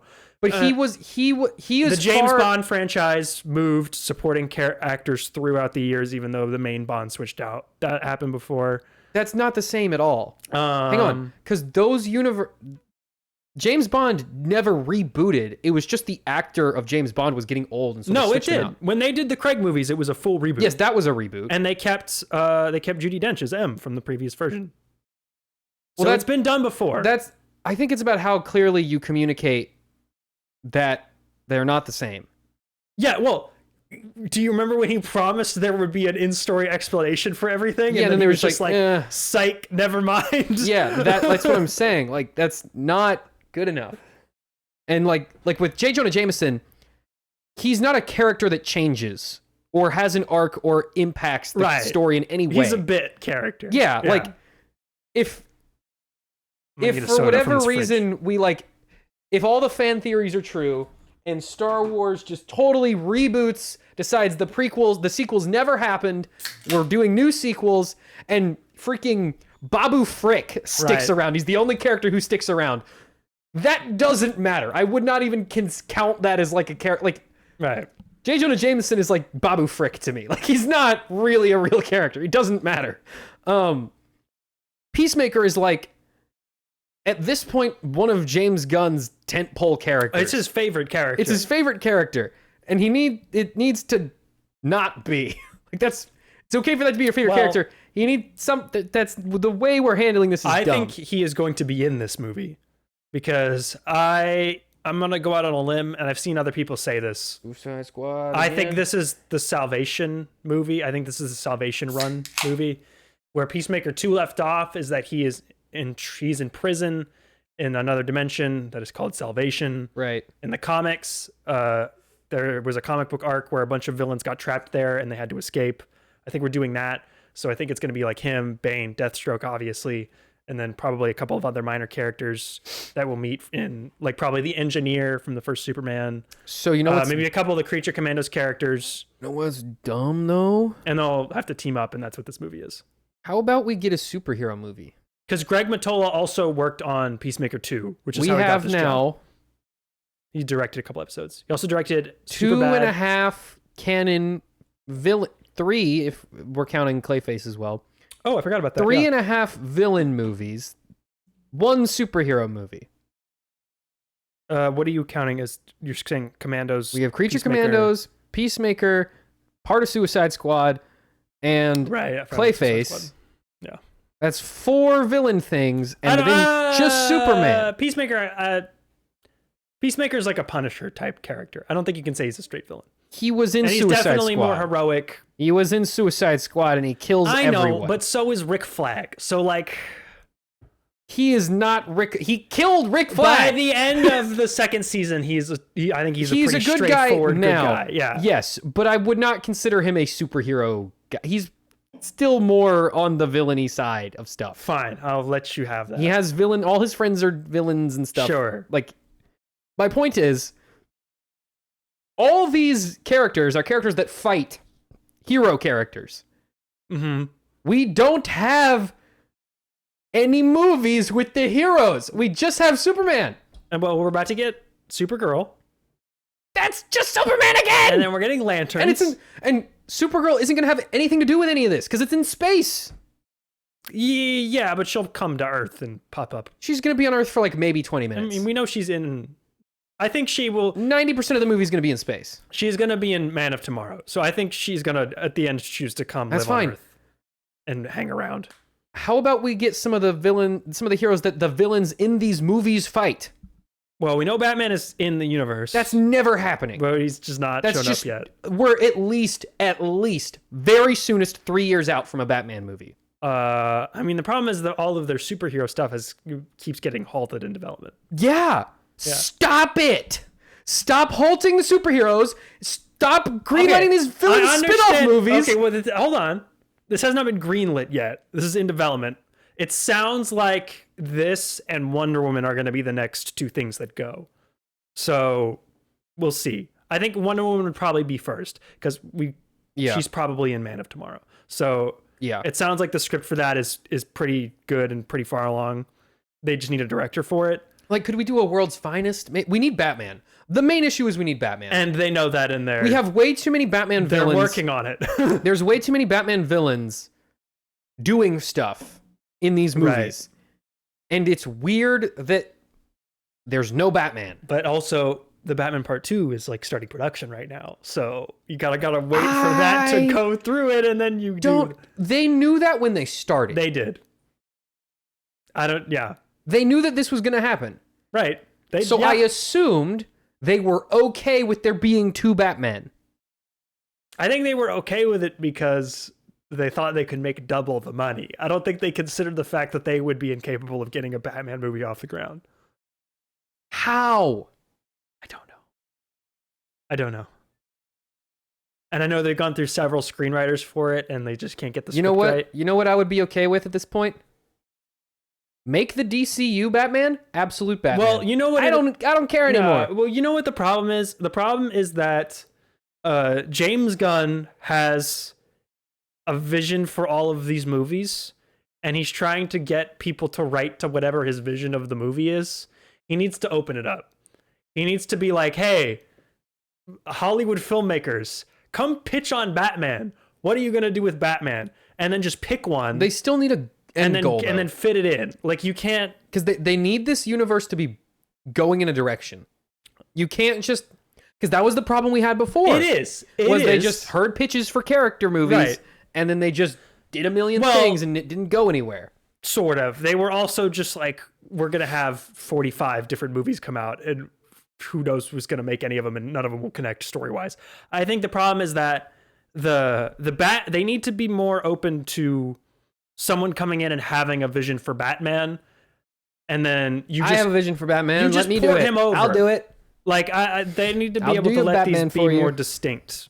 I don't know. I have a very easy way of solving this problem.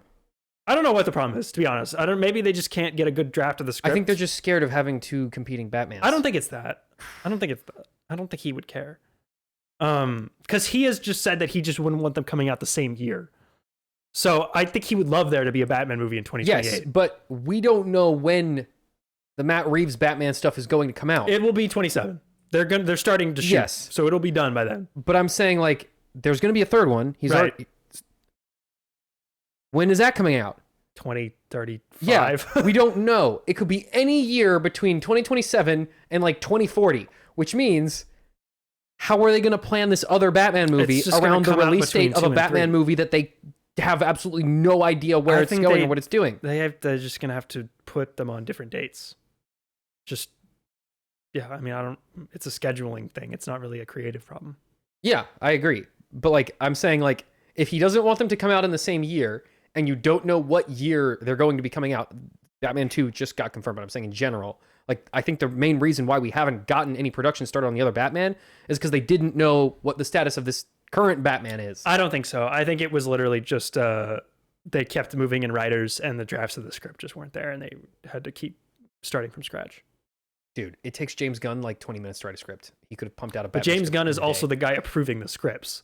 So the process for whether or not it's good enough to get past James Gunn is just like, is my name on it? And if his name is on it, he thinks it's great. He wrote the Superman script in like a month. It took him longer than that. But like, he had it mostly done. He finished it quick. He started working on that script in like summer 2023, and it was done in like that February. Like he worked on that script for like 6 months. He writes them pretty quick, is my point. He totally could have done Batman. Yeah, he does. He writes faster than most people, but I don't think it's a problem of like, oh, they haven't gotten to page 120 yet. I think it's like the script just isn't very good, and they have to go back and try again. Yeah.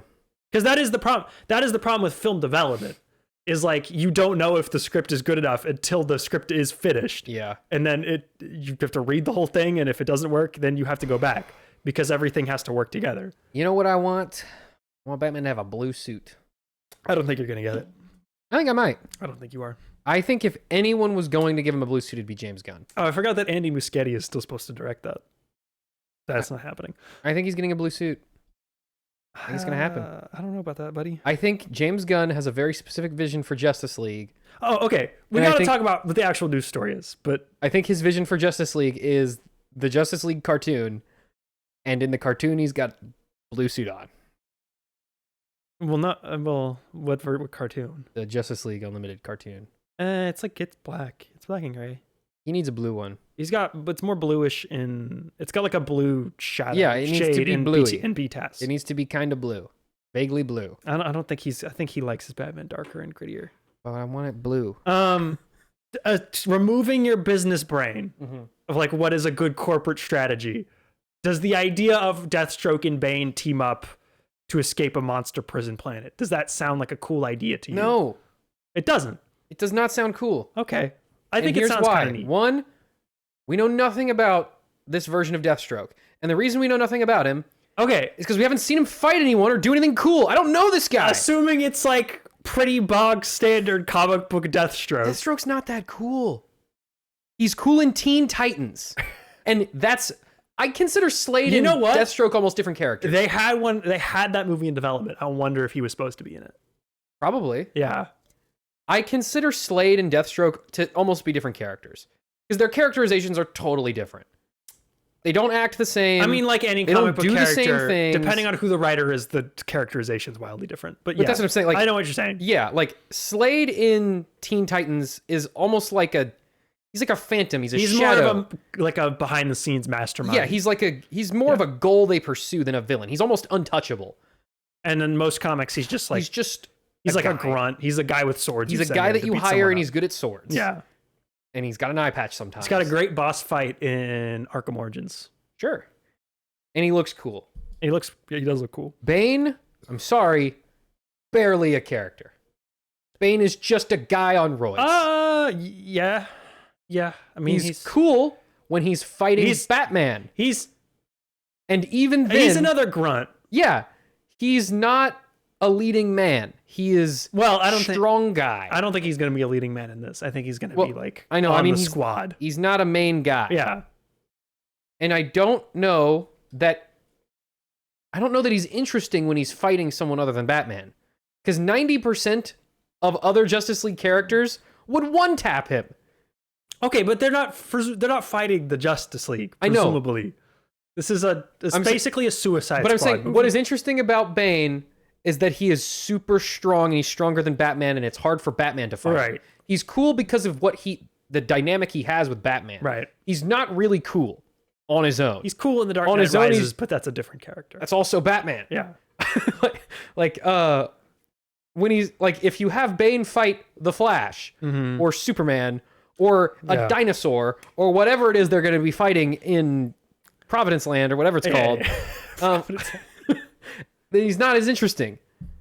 Yeah, I see what you're saying, but would you not want to see a live action movie where Bane gets juiced up and becomes like comically bulging and large? Because I would enjoy that personally. Sure. Yeah, I guess. But like, what kind of chemistry do Deathstroke and Bane have? I don't know. Unless it's again like Harley Quinn version of Bane, where he's like this kind of almost like gentle giant goofball character. This is all open in the air. And Deathstroke is like kind of a serious straight man. I could see that being funny. Yeah. But Bane is not usually like that. He's really only like that in that one show, which is a comedy show. I think it's too early to make any real judgments on this. I mean, we don't know. We just know that Bane and Deathstroke are in it, really. We don't even really know how they could not even be the leads. We don't really know. The pitch of Bane Deathstroke movie is not cool to me. I don't care. Okay. That's my main takeaway. I don't. And what if it's from the director of Superbad?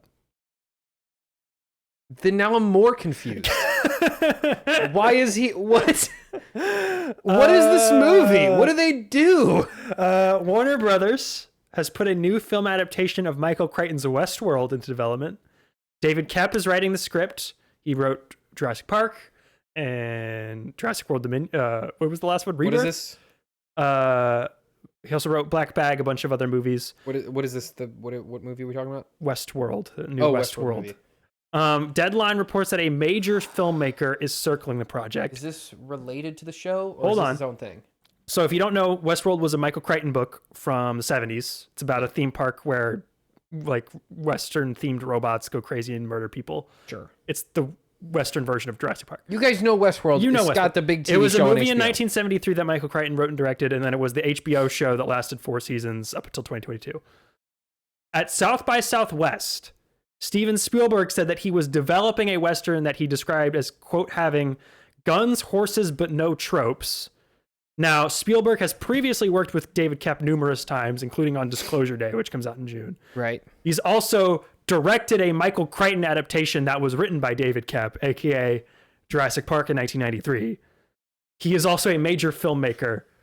I think this is his next thing that he's lining up. I think this is Steven Spielberg's Westworld. I don't want to watch Ready Player One again. I already saw that. It wouldn't be like that, though. Sounds exactly like that. To you, so when you hear Steven Spielberg is making a Westworld movie, potentially, not confirmed, you think that is more Ready Player One and less Jurassic Park. Yes. Would you watch another Jurassic Park quality movie, not like another Jurassic? You know what I'm saying? Like the Another original movie one? in that vein from him. Yeah, that's fine.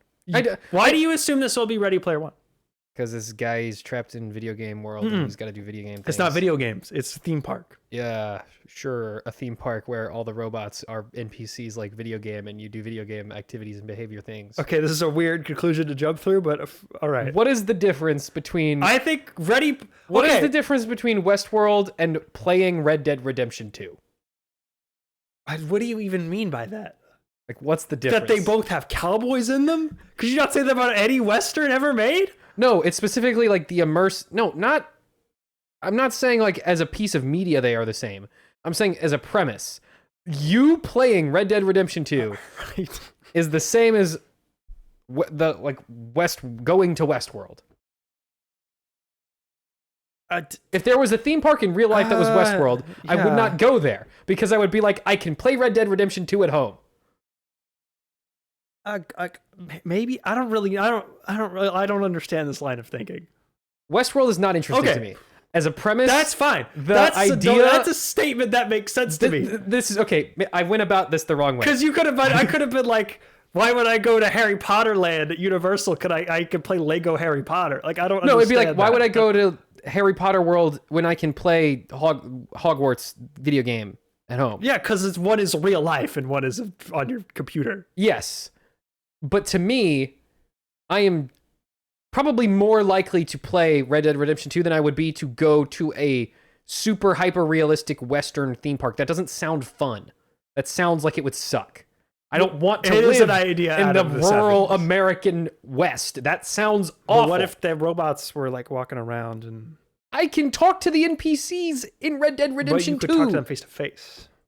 I don't care. I don't need to sell you on the concept of going to a real life Westworld theme park. Tucker, do you understand? My question is, does Steven Spielberg making a Westworld movie sound like a cool idea to you? I guess.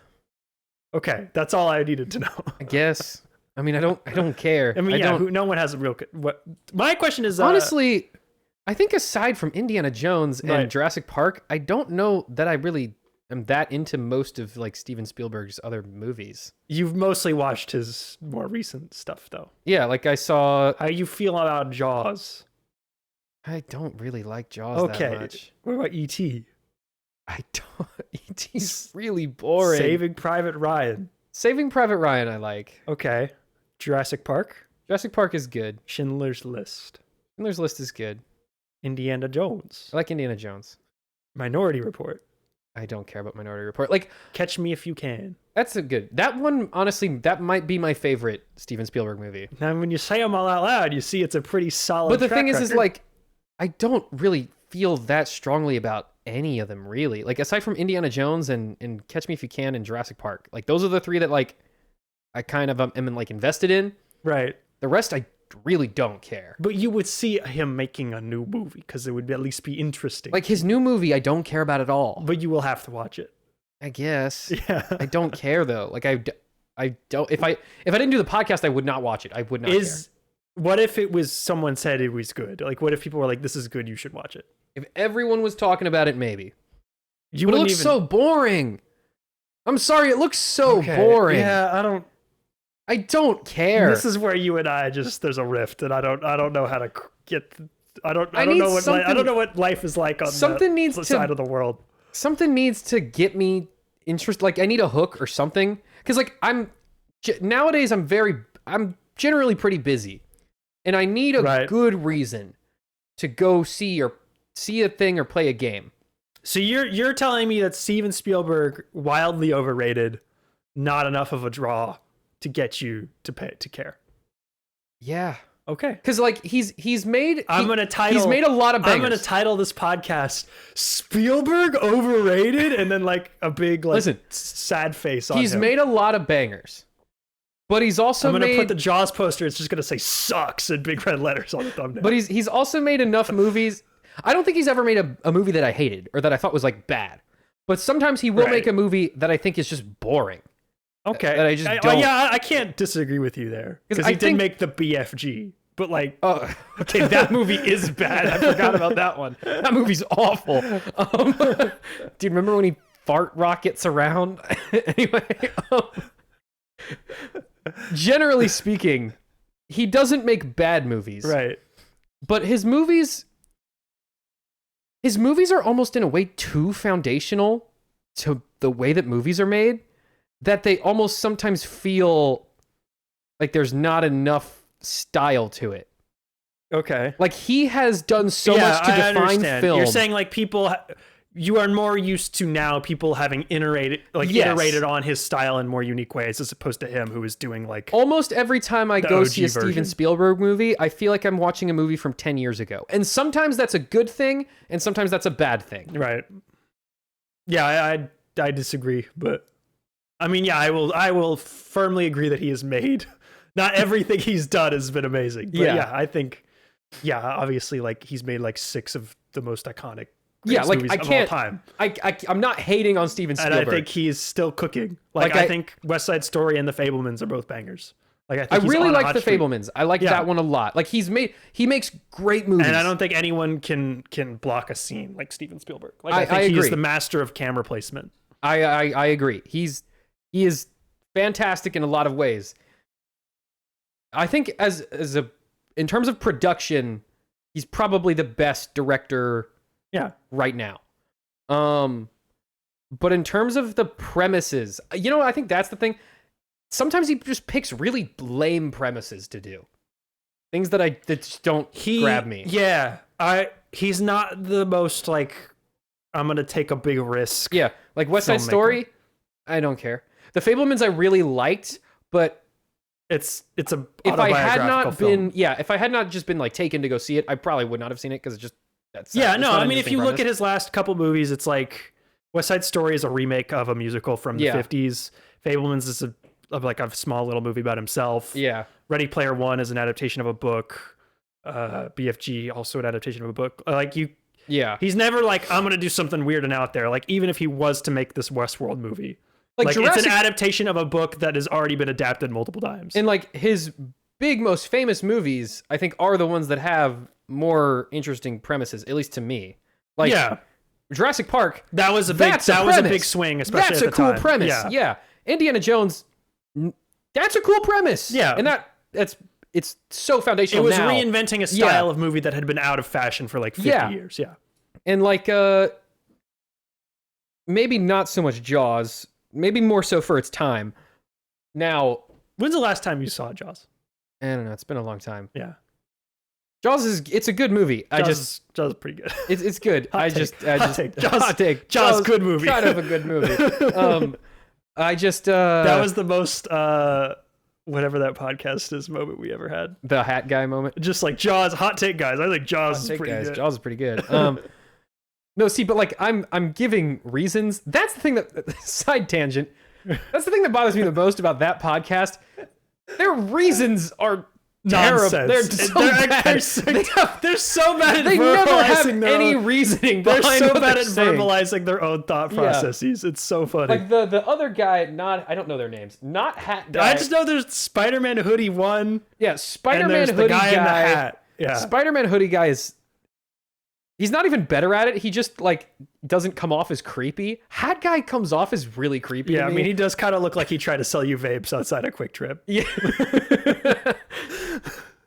My friend said we should fight. We should fight them. We should do Should we just start sending them tweets? Just Dude, start I think we tweeting should at them? become. We should become their arch nemesis. We should become their nemesis. like the Bizarro versions. Yeah, we're like them, but cool, and we make a podcast that's fun to listen to. And theirs is popular, like ours, no popularity at all, fun to listen to. Theirs super popular, We're the Bizarro awful version. to listen We're to. the Bizarro version because nobody cares about what we have to say. Yeah, like we have interesting things to say, and no one cares. No, I don't want to just crap on them. Like, dude, No, they're doing great. fine. They're doing good. They seem like nice people. I would love to collab with them. I genuinely think No, it would they be seem fun. like nice guys. I don't have any problem with them. I just think their podcast is kind of like I think ridiculous. it would be funny to fight them. I don't think any of us would be good Like at physically in a fight, like a boxing we match. would win. What are we talking about? I here? think we would win.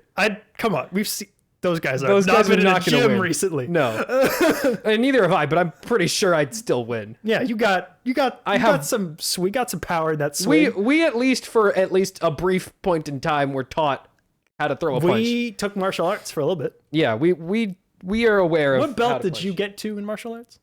Blue? I think I got to green. That's Might have been blue. I don't know. Doesn't matter. It's made up. Okay, moving on. Peter Jackson said that he is currently writing a Tintin sequel with Fran Walsh that he intends to direct. It would be his first feature since the third Hobbit movie in 2014. So it's been 12 years since he directed a Hey narrative man, feature. what are you doing? Oh, really? You're anti this? No, I'm pro this. I'm super so pro pro this. this. I love the Tintin movie so much. Do you know who directed that movie, Sam? Steven Spielberg? Mm-hmm. Yeah, I did know that. I love the Tintin movie a lot. It has been so long. It's so long. And Tintin No one is cares. nothing. No one cares. That was a Nickelodeon original, by the way. That movie is maybe the least real movie that we are fans of. People like that movie. The 10 people who have seen it like it. I think it was a Paramount. I don't Yeah, it think was a I have Paramount ever thing. met anyone ever who has seen the Tintin movie. It was a moderate hit. It did fine when it came out in December of 2011, 15 years ago. Yeah, I do not know anyone who has seen the Tintin movie. I don't know anyone who saw it in theaters, but I don't think I saw it in theaters. We did not. We watched it on TV. Yeah, I know people who have seen it, just like over the years. Just people I've met. You walk up to people, hey, have you seen the Tintin No, it movie comes up. from December of 2011? No, it comes up. They're like, oh yeah, I remember that. No, what you do is you make a reference to the Tintin movie, and then What someone are you referencing in the Tintin movie? I'm like, Quote me No, one you know what it line is? from the Tintin there's movie. that like there's the scene when they're on the boat and the gun has one bullet in it, and I have seen people like repost that scene on TikTok, and like people know. I guess I have maybe seen like GIFs from it. People are aware there is a baseline level of where it's not. I'm never going to argue that it's like popular, but there is not like it's not like a thing no one's ever seen. You know again, what? it did fine when it came out. You know what I would like him to do instead? What? Popeye. I don't think he cares about Popeye. I don't think he cares about. No one cares about Tintin. He clearly cares about Tintin. No, he doesn't. Peter Jackson? He does not care about Tintin. Dude, Sam, he has not made a movie in 15 years, and he's one of those directors where it's like he can do whatever he wants because he made Lord of the Rings. Yeah. So if he's like, I would really love to make a second Tintin movie, that means he just really likes to make Tintin. Yeah, no, this is unironically maybe the best pitch If this ever. happens, this is one of my most anticipated movies. This is pitch-wise, I think maybe the best pitch you could ever do.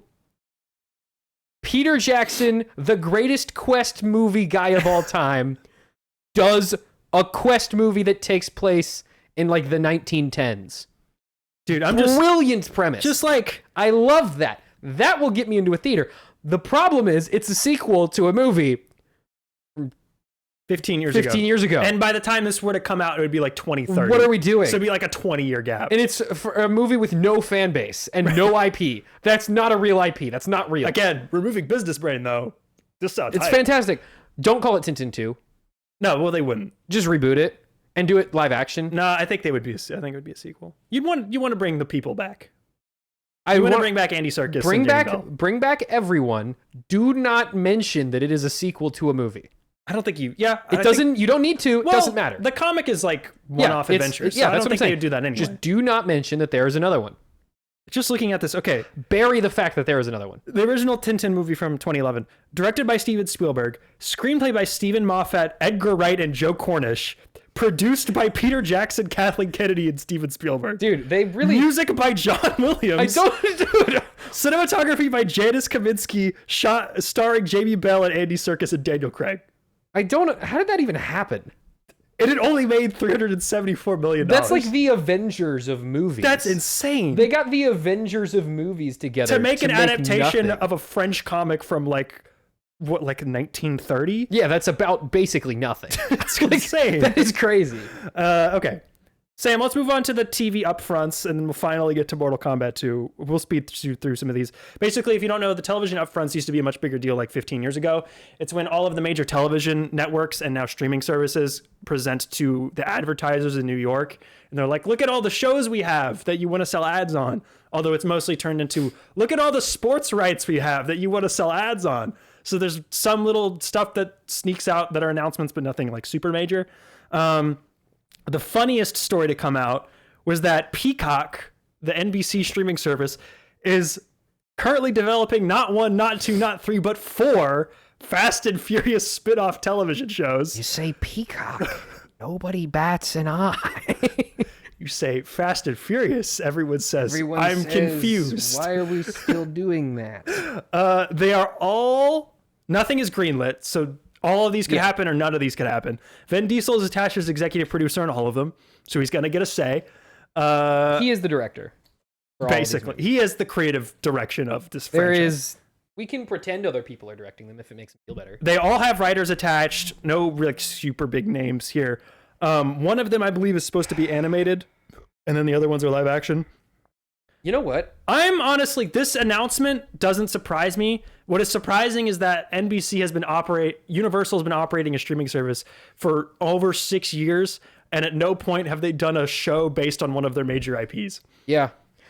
I think animated Fast and Furious would actually be way better. They did do a Netflix show that no one watched. Do you remember that one show on Disney XD? It was like Detroit something. With the cars. Where they race underground. And it had that really cool, like, kind of acid trippy kind of animation cars, style. Did they talk? No. Okay. But everything was like kind of acidy and kind of slimy and kind of grody. Are you taking a Slug Terror right now? No, Slug Terror was on at the same time, but it's not that. Motor City? Motor City, I think was the name of it. And it took one season on Disney XD in 2012. Yeah, so it took place in a future version of Detroit where like there was like an upper city and then like an underground Mark city. Hamill is in it.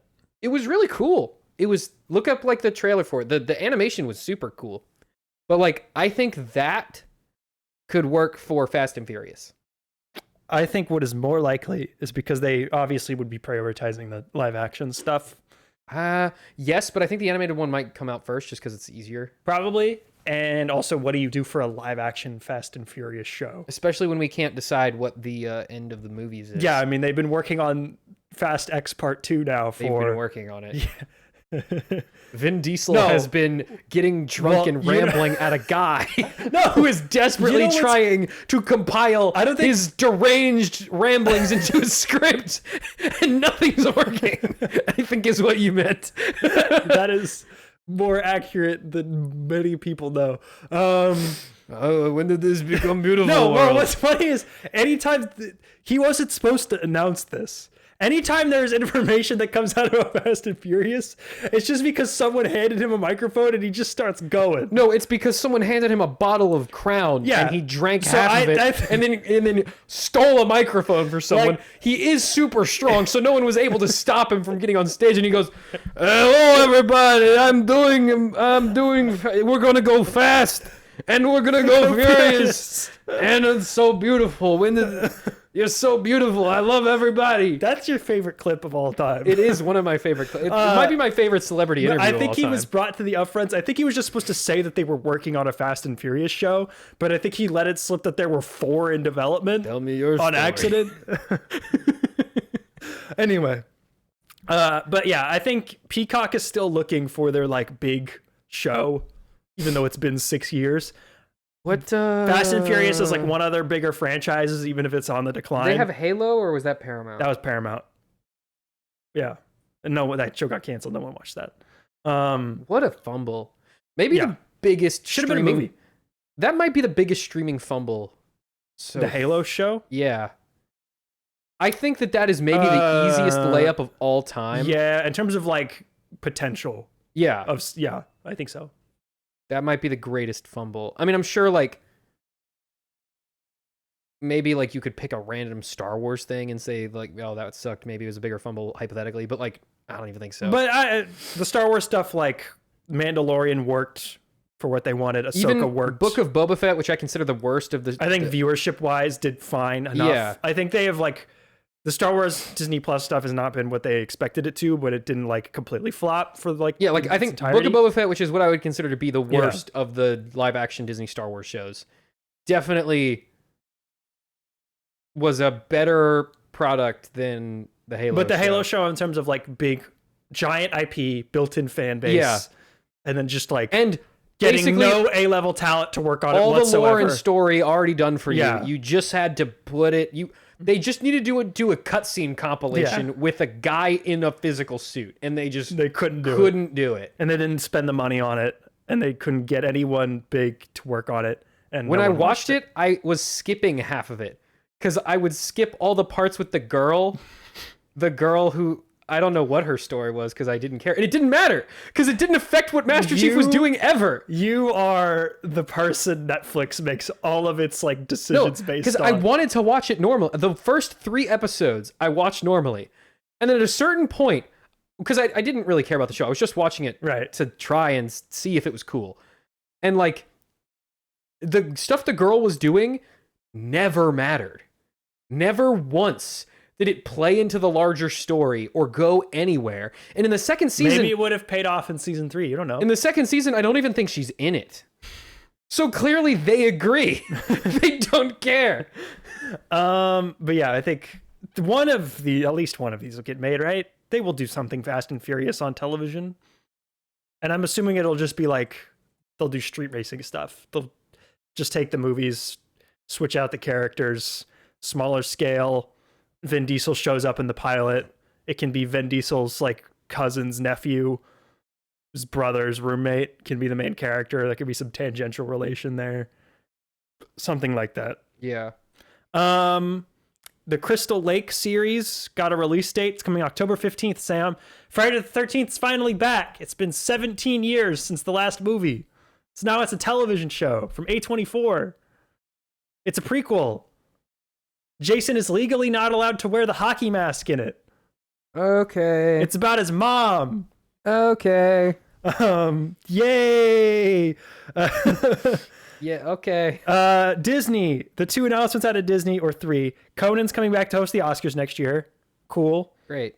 Ahsoka fun. season 2 got delayed to early 2027. Yeah. Meaning there will be a 4-year gap between seasons. Sure, man. Incredible. Great stuff. We're just never going to finish Finished that. photography last December, by the way. We're just never finishing the Thrawn Over thing, a year and a ever. half of That's post-production. never getting done, ever. Nope. By the way, I think the first season of Ahsoka is like, in total, if you remove all the credits and like previously on stuff, it's like 4.5 hours long, even though it's 8 episodes. Meaning if this totally could have cut that in. Meaning if this season is like around the same length, they've made an hour of television a year in between. That is what they're producing at. Which is just, I mean, no one's doing it like them. Yeah, I would hope not. Vision Quest is coming out in October. Okay. I have things to say about Vision Quest. I'm curious. I was curious. Tell me about it. 6 years ago. When was WandaVision? 2020. Was it 20? Or I think maybe it was 21. 2021. Yeah, it was like 5. They filmed the last half of it during COVID. Yeah, it was like 5 years ago.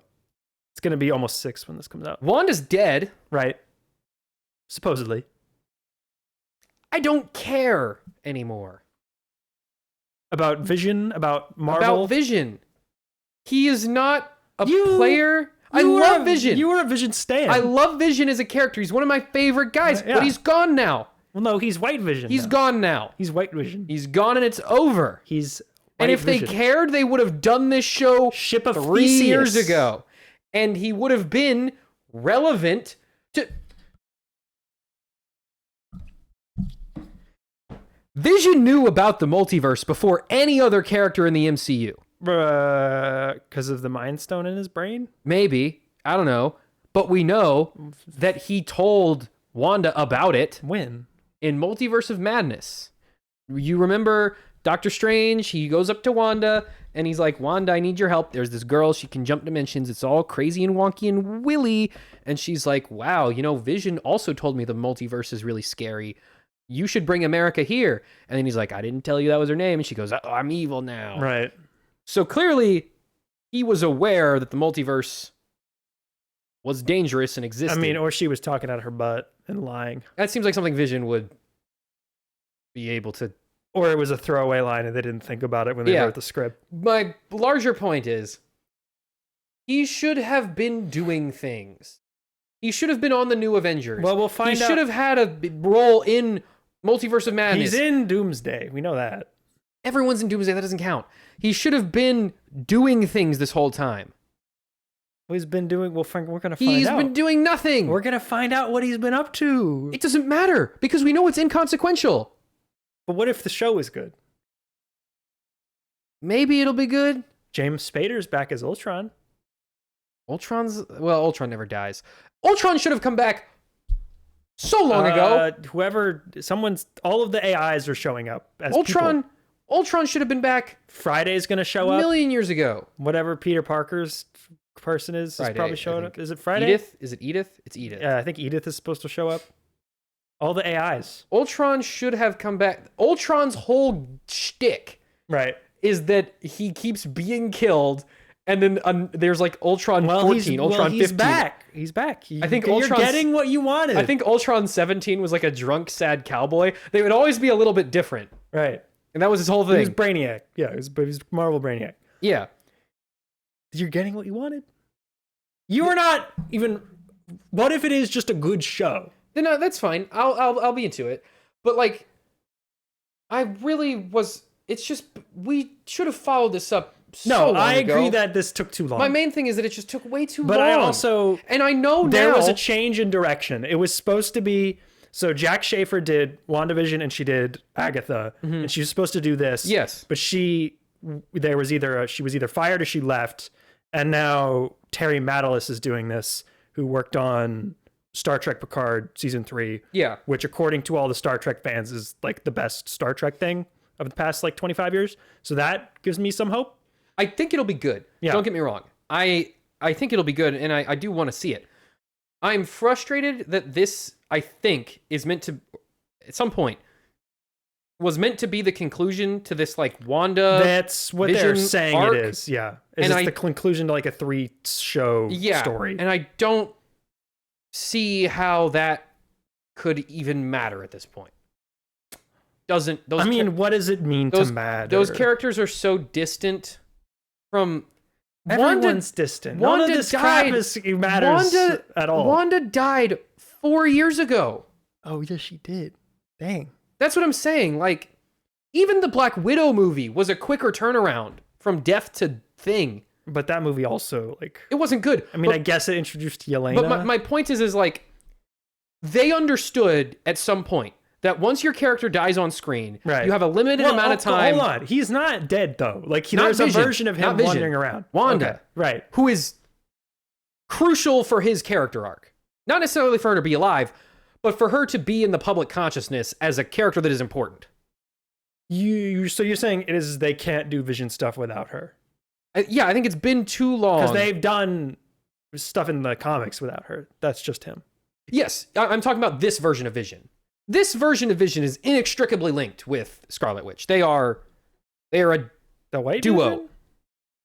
White Vision is regular Vision. Exactly, yeah. Yeah, so that's a distinction without a difference. But he doesn't have the humanity. No, he's got all the memories and stuff now.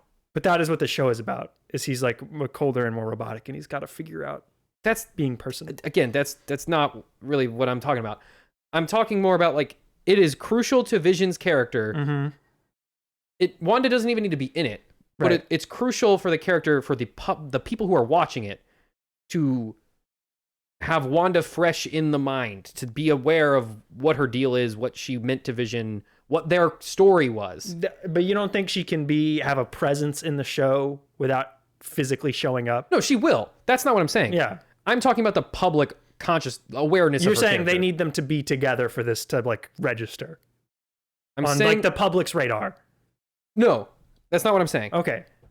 I'm saying the public needs to have some kind of Wanda media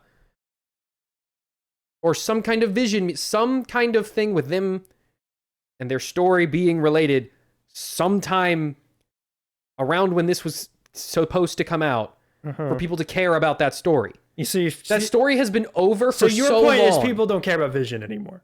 Yeah. Okay. I think they cared about their I mean, story. we'll find out. Who Yeah. knows? I think they cared about their story like a while ago. Clearly they did. Wanda was a fan favorite character for like that span of time. Right. It's been 4 years since she died. I'm not saying she needs to be in the show for her to matter. I'm saying her within the presence of mind of the fans watching. It has been so long since we've been You're saying thinking people about her. no longer care about the story. Yeah, arc. it's been so long since we were keeping tabs on that character arc that it doesn't. I don't think it yeah. matters anymore. I mean, we'll see. I think Agatha ended up being like fine. Like I think it did okay because it was also made for cheaper. So I don't really know. That was also still closer to around when their show came out. it was like a 3-year It was gap. still too long, still way too long, but it was at least closer. But anything that would've been show closer. also had witches and coming out around Halloween time, kind of Yeah. helping it out. So we'll see what happens here. I don't know. I'm curious about this. This is, I believe, the last of the like original MCU Disney Plus show pipeline. Yes, this is the before last. the Switch. This is the last of the MCU multiverse saga stuff. It was the last thing conceived under the original model of like, we're going to make 6-episode, $200 million miniseries. They're transitioning more into the Daredevil model. This is probably the last. where it'll be multi-season, Yeah. more traditional television. This is the last Neo Marvel series. Although X-Men is next. I keep forgetting that X-Men's coming back. X-Men what? 97. That doesn't count. Because again, 2-year gaps insane. I'm saying like this is like MCU stuff. MCU live action MCU stuff. Yeah. I'm moderately. I'm curious. I think most it will of the be good. stuff I'm curious. I do think it will be good. Everything I'm hearing I about like it that creator. sounds quality.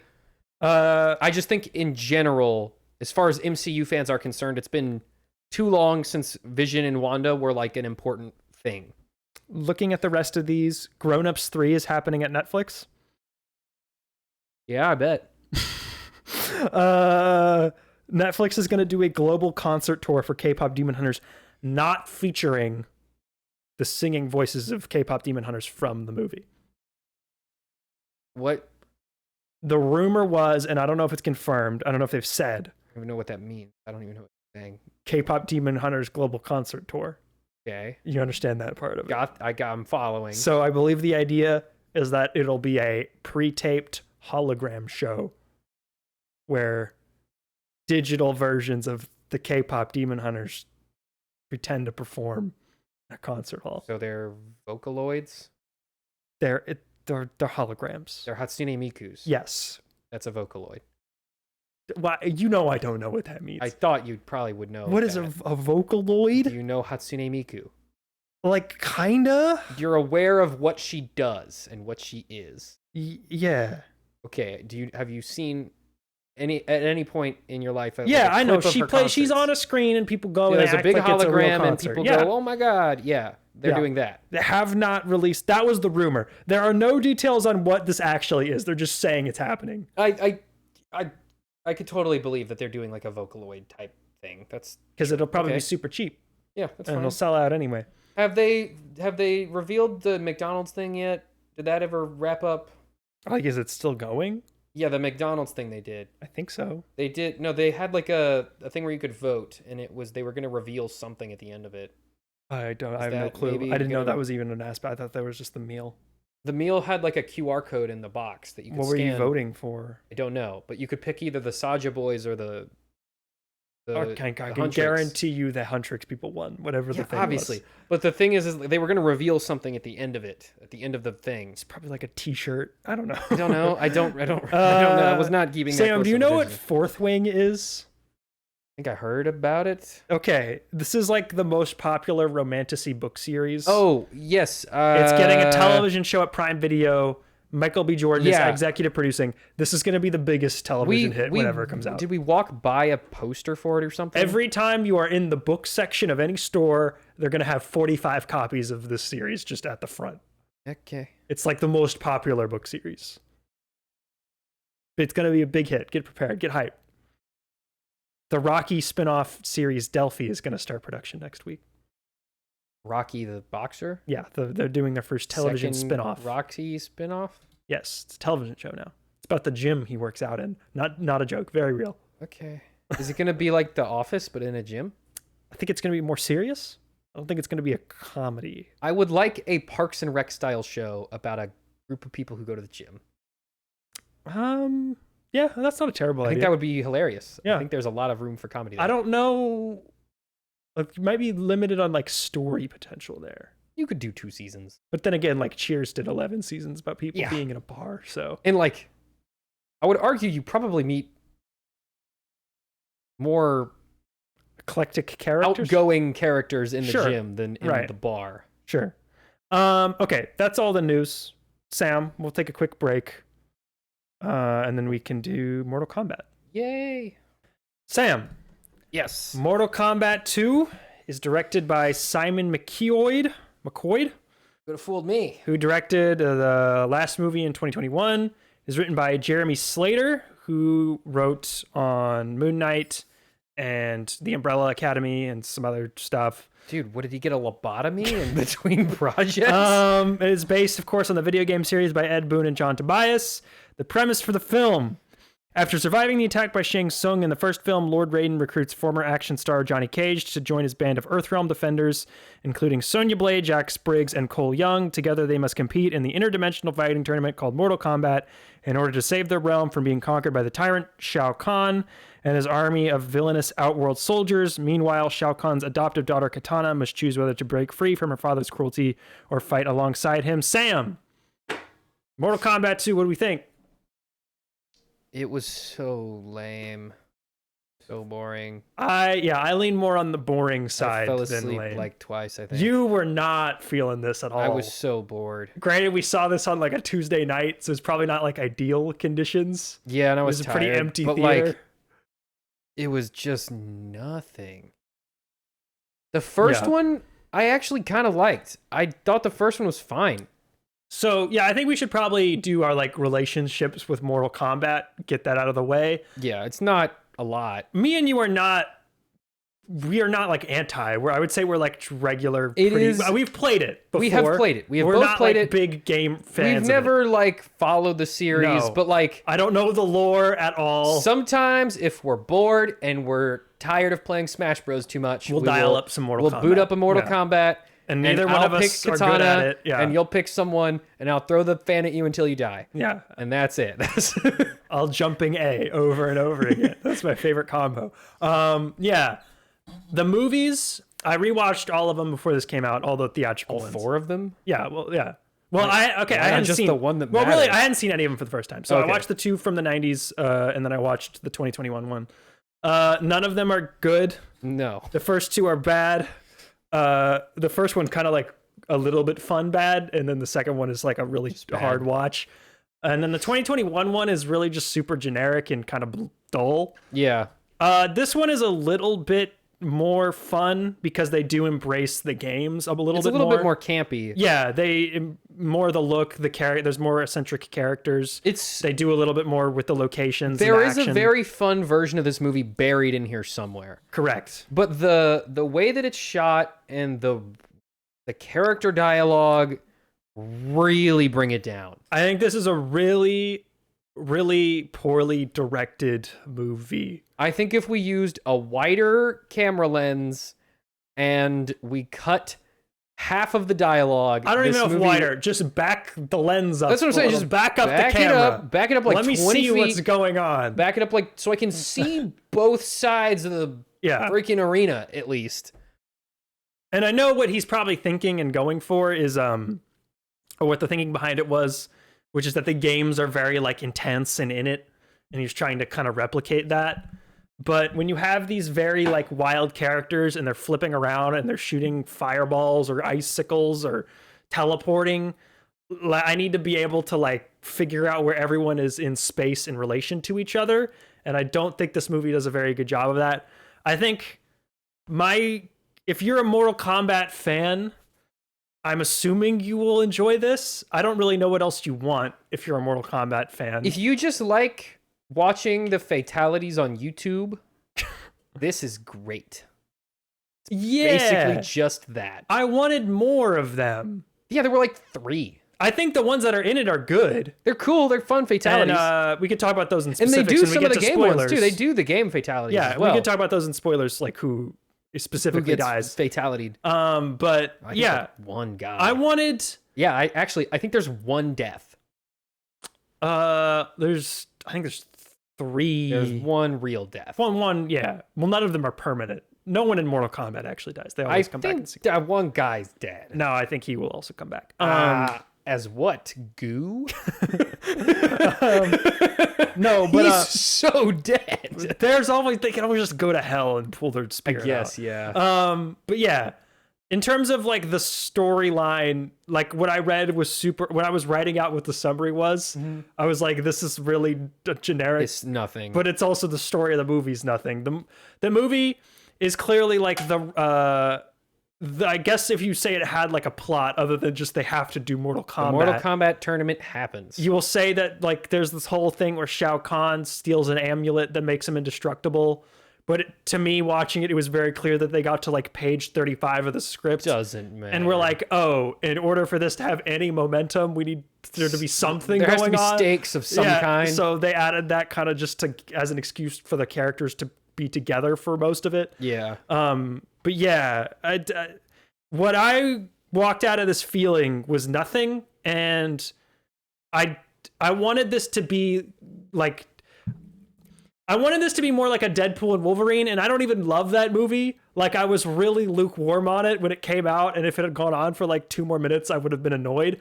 But I wanted something that was more kind of that tone, that like tongue-in-cheek, fast and furious, just violent and vulgar and like way over the top. That's what I wanted this to be. Because I think that's what Mortal Kombat is at its best. It's just like wild characters that only exist to do murders to each other. And like just in your face effects, in your face environments, super simple setup. That's what I wanted. And instead I got a movie about a very sad Carl Urban who has zero confidence. And yeah, they did the opposite of what we wanted from Johnny Cage. And everyone just kind of walks around and mopes and occasionally punches each other. And it was surprising the degree of emotion they tried to elicit from the characters. They did the laziest... in a movie where people get like cut into 15 pieces and fall apart. They did the laziest possible version of Johnny Cage's character. It wasn't Johnny Cage. No, it's some other guy. What I think his character arc should have been the reverse. Yes, he should have been super overconfident, right? Super cocky, big Hollywood star, big name, big ego. Doesn't have time for this dumb. What are you talking about? And he has to learn teamwork. And then he gets sent to a fight, and he gets his ass beat. Yeah. And he loses real bad, and he's like, "Oh man, maybe I suck." And then the team is like, "No, but now you've got to learn that sometimes you have to lock in." Yeah. And he's like, all right, time to lock in. And then he becomes his character from the game. It was a really odd choice because after the first movie came out, the director was like, the reason we didn't include him is because he's too big a personality that he'll kind of like will distract from the other characters Dude, if we're trying to introduce the rest of them. And I was like, okay, that makes sense somewhat. Sure, yeah. Because he's just like, he's a screen stealer. Yeah, he takes all the attention from everyone else. Not in this movie. In this one, he's so meek and fades into the background. Yeah, in this movie, he's nobody. I was like, it's really, I didn't even not like the decision to make him the protagonist. I was on board with. He reminds me of Jeremy Renner's character from Wake Up Dead Man, like the sad divorced dad. He was guy just so, who's just in the bar and sad. Like, I don't understand him being washed up as like a normal thing for that character. That's fine. But the decision... Well, that's way too early on in his character arc. Well, the decision... I don't even... His career being washed up, yeah. they could have still done. It's the fact that he was just like, I don't want to do anything. He just wanted to cry in his car. I was like, no, this is not... This is not fun. I don't even care about... You want Johnny Cage... You want Johnny Cage to walk into the fight with the sunglasses, like chugging a beer, just being like, screw you, I got this. Yeah. And then the joke is that he doesn't. Yeah, that's the thing. He didn't want to fight anyone the whole movie. Yeah. Never once does he want to do anything. Correct. Well, and he doesn't want anything. He spends the whole movie trying to get out of doing things. Well, and like, what is a key part of like a character with an arc? And it's that they want something, right? yeah. What is Johnny Cage like? He learns confidence, but he at no point like he doesn't want any. Yeah. He doesn't want to get anything out of this. And it's not like he needs to learn it to get to where he wants We totally to go. could have done it. So like, he's a big movie star. He's a busy guy. He's got other stuff. He doesn't want to do this stuff because he's just too big. He doesn't have time. Right. We didn't even do that. He just doesn't want to do anything. He has nothing going on. He keeps just being doesn't want to do anything. pulled back into the movie. Like naturally, his character leaves. He's just like, okay, yeah, fine, I guess. and that would be okay. He's like Eeyore. Yeah, He's the Eeyore of this franchise, which doesn't make... He should be Tigger, and he's Eeyore. And we even- turned Tigger into Eeyore. and even that would be better balanced if the other characters had more energy. And they're all really blech. They don't. None of them do. And I think that's a direction thing. I agree. I think they were planning on Johnny Cage being this big, energetic force. And I think the way they ended up writing his character, I think they toned it down. But I think there was at some point in the development, they were like, well, let's kind of tone down the other characters to make room for this big character. But then when they ended up deciding that was too much of a risk and toning him down, now every character is just nothing. And I don't think it's an casting issue because Carl Urban plays Johnny I honestly Cage. think they're all cast pretty well. I think Carl Urban could do that character. It's kind of what in line is what he's doing with The Boys. Is that guy who's like in charge of it, got it handled, super overconfident, like obviously is out of his depth, but just kind of pretending like he isn't. You know who else I think would have been fun? Chris Evans, I think, would have been a really fun. I mean, you couldn't have gotten him to do this, but like, yeah, someone like that. You know, because he's basically playing that kind of character in Scott Pilgrim. Yeah, I recently rewatched Scott Pilgrim because every once in a while I go, do I like Scott Pilgrim now? I think I've decided now I do like Scott Pilgrim. The guy or the movie? I think you've always liked the movie. The movie, I've always liked. It was the character you hated. Yeah. I have more empathy for Scott Pilgrim now, I think. Okay. Anyway. It's interesting. The point is, I wanted that character from Scott Pilgrim to be... Because Johnny Cage is that guy. Right. That's who Johnny Cage is supposed to be. It's exactly the same guy. I would have... Do that next time. Yeah. Well, and I think you talk about the other characters in the movie being really toned down. My biggest problem with this movie is that no one has chemistry. Every scene where it's a group of characters standing around talking to each other, it just feels like a bunch of people standing around reading lines. Like nothing feels natural. Nothing feels organic. It is all super stilted and just kind of like, we need to say these lines so the plot can keep going. They keep saying these god-awful... Yeah. They keep interjecting these god-awful quips every time someone says anything. But it doesn't seem like the actors knew how to play any of it. Yeah. Like, and to me, that is all a direction problem. It seems like this movie had a big direction problem. Where the guy, he didn't know how to create chemistry between the cast. Yeah. He didn't know how to add humor, and he really didn't know how to handle the action. And like, if the action can't be superb and the humor can't be like really snappy and fast, then this movie doesn't work. And that's why it's so bland. Yeah. I'm trying to think who I would... I think the Shang-Chi guy would have done a great... Oh, for sure. Yeah. Yeah, Destin Daniel Cretton would have knocked He would have been the perfect He at least guy would have for made that. it fun. I don't think they would have been able to get him. No. because he's doing Spider-Man. He's kind of too big for this at this point. But like, I think he totally. I was thinking on the drive home. I was thinking like who would do a better job, and the thought I came to was the guy who directed Nobody 2. His name is Timu Tahanto, I think. I didn't see the Nobody movies. No way I'm pronouncing that right. But someone like that, who is coming from like a low budget action background, who you give them the $80 million budget and just like guys with wild powers and you're just like, go ham, cook. Yeah. Like that is someone who could have really done something interesting. And there's interesting so with much this. variety to the Mortal Kombat characters. Yes. You could do anything, basically. Like, but there's so many of them. Most of the fights are just people like kicking each other in the same 3 sets over and over and like again. the Mortal Kombat story is so nonsensical that you can more or less do whatever you want. And like I'm coming to this being like, I think the best Mortal Kombat movie you could make is probably a 7 out of 10. Yeah. Like this is not Lawrence of Arabia. This is not. There's no incredible. You can never make an Andor out of the Mortal Kombat franchise. You could maybe make something along the lines of like Gladiator. I could see a version of that working. Maybe like a Gladiator too. But like, what you want this to be is an awesome 90-minute R-rated, violent, funny Saturday matinee. Yeah. That's what you want this to be. And this movie is a really dull Monday afternoon watch. Like that is what this is. Because and going back to the cast, there are 2 people who 3 that I actually think do a really good job. It's Josh Lawson as Kano, who is carrying this movie on his back. He's awesome. The only guy. So every time he's on screen, it's amazing. And the only guy who knows what kind of movie this is supposed to be. Yes. And the only one who brings energy to the other people. Again, I think that's because he just gets what he knows what this is. I don't think the other actors kind of knew what they were supposed to be doing. But it's not. I think he gets it. But it's not their fault. It's the director's fault. And I'm saying like, I don't think that he probably didn't get great direction either. Yeah. But I think he just, as a person, knew what he was meant to be doing. And I bet he was a fan of the games and knew what Kano was supposed to be like. CJ Bloomfield, who plays Baraka, is really great. He was fun. I would say the big plus for this movie is I think the costume design and the production design and the visual effects are actually really good. They're really good for a movie when of this you budget. Can see them. Yeah.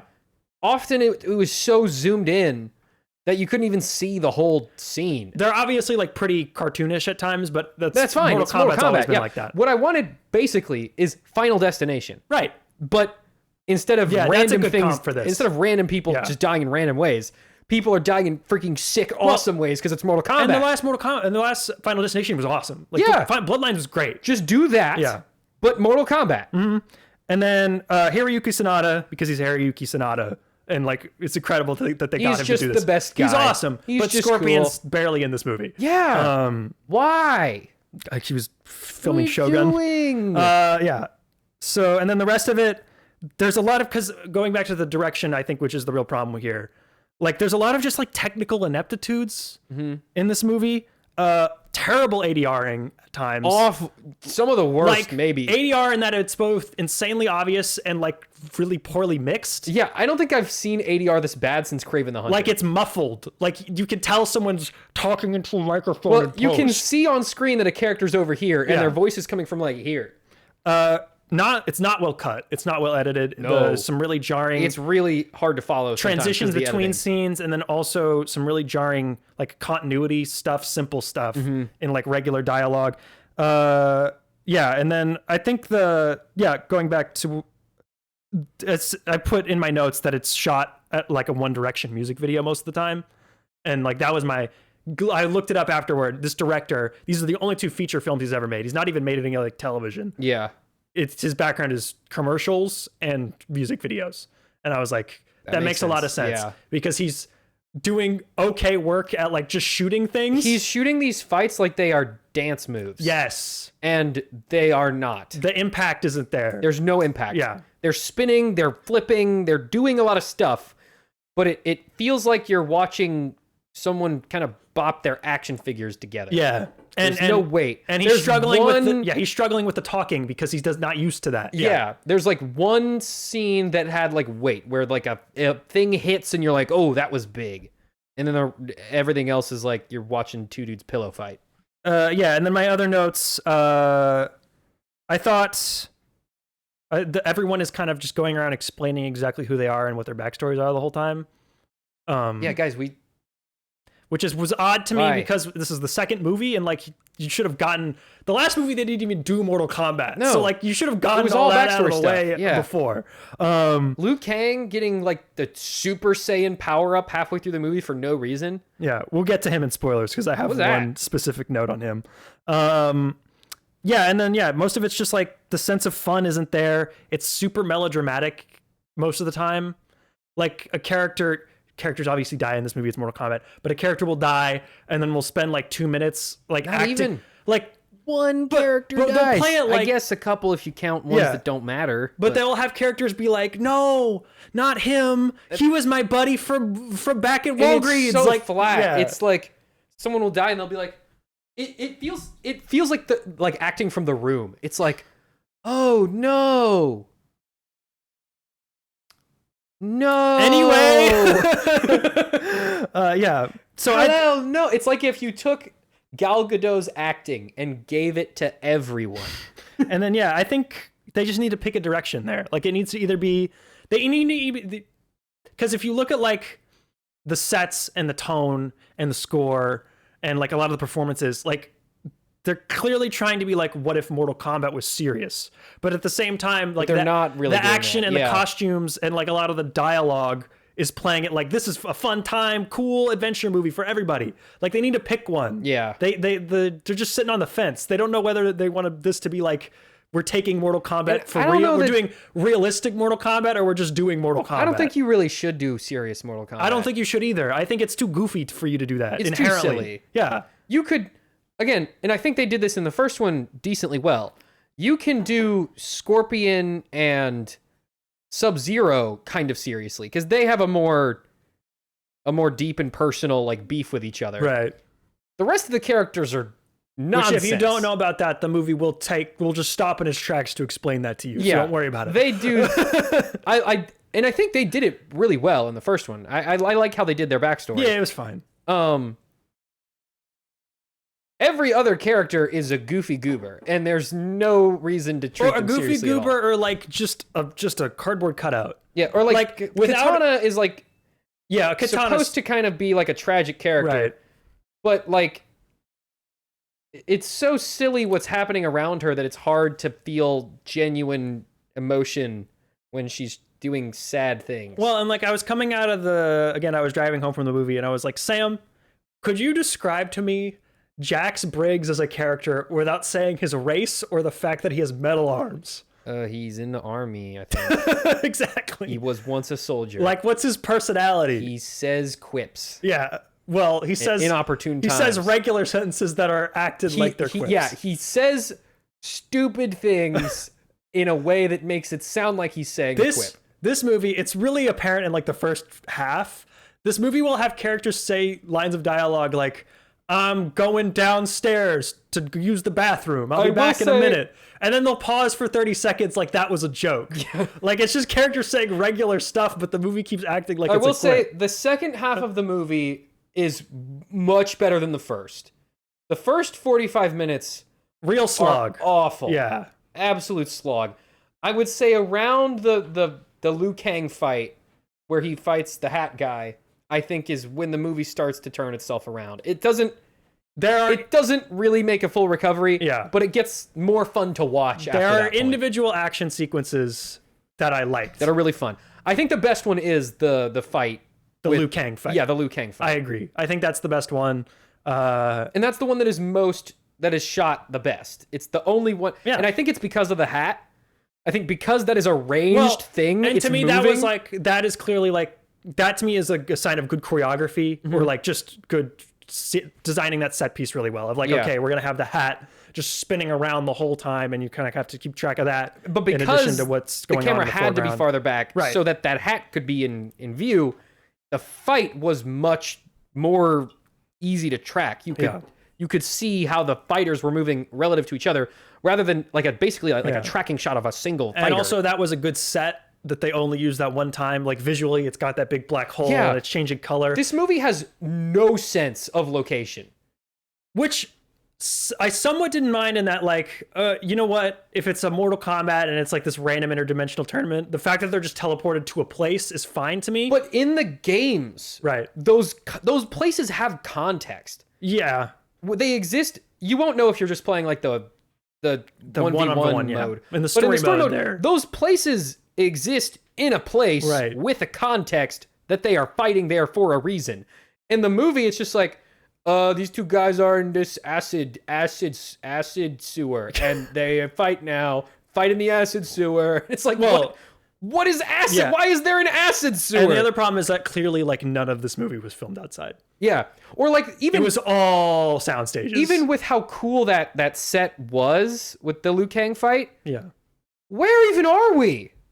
The logo for NetherRealm Studios? That's not a location. Yeah, no, it's not explained where they are. There's a black hole in the temple. It looks cool, but what is it? Well, and then again, just like commit to that. If it's just going to be like they're teleported to a random crazy dimension, then get really wacky with it. Get really wacky. And it's the fact that half the fights just take place half the fights take place in random town square with no people in it. Yeah, and you do not have to stay. I know it's fun, and you can do it for the beginning of the fight, but you do not need to stay on a 2D plane in a line. They get a little for every fight. They get a little freaky with it with the scorpion I know the game fight. is like that. I get it. We can like move up, or dare I say, backwards and forwards, 3 dimensions, in and out. What? Yes, you can, because this is an adaptation of a video game. Correct. It's not a video game. I would like to talk about that because I think this movie is a little too committed to just doing the game, and that's fine. There's a certain charm to that. But also, if the best parts of your movie are just like one-to-one recreations of a video game I can play at home, why did I come out to the theater? Yeah. If you're not offering me a cool twist on it, or a good story, maybe or a lot of good humor, bigger sense of scale, or a bigger sense of scale, some cool set pieces, why am I here?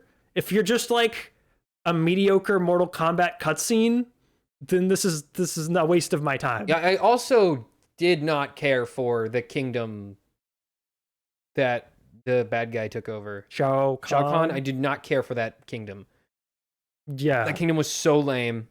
We needed like, if we replaced... Well, it was just one town square. If we replaced the whole opening with just more scenes of Katana as a little girl, and then maybe we get to know a couple of the villagers, and then that way we have a little bit... father.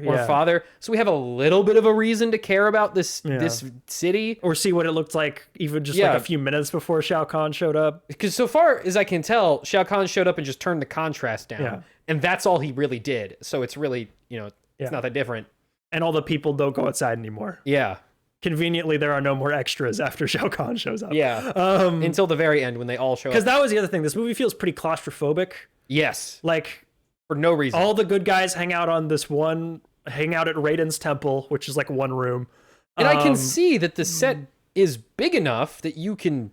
Like, I think the biggest example is in Shao Kahn's throne room. Yeah. I can tell that set's big enough to do it's a big fight. Set. But the camera is just locked on one dude at a time, super zoomed in. Well, yeah. And you don't get any sense of scale for how big this cool set is. And again, the movie, like they never, I don't think there's one scene they filmed outside. Like, it's literally... I think maybe the village with the teeth guys. Maybe, but I think that might have been a soundstage. And they just blue screened in the sky later. Because the white balance was really off, and I think they filmed outside and didn't know how to do I think you might be right. Balance, That might be the one scene they filmed outside. But that was the only time I got a real sense of place. Yeah, me too. There was extras. They had I could see clearly designed the society. Yeah, the cliff looked like a real cliff, and I felt like I was looking at a real thing. I could see everyone. It was bright. Yeah. Every other time they're in a place, it does not... It looks like I'm just watching the game. It kind of feels like theater. Yeah. Yeah.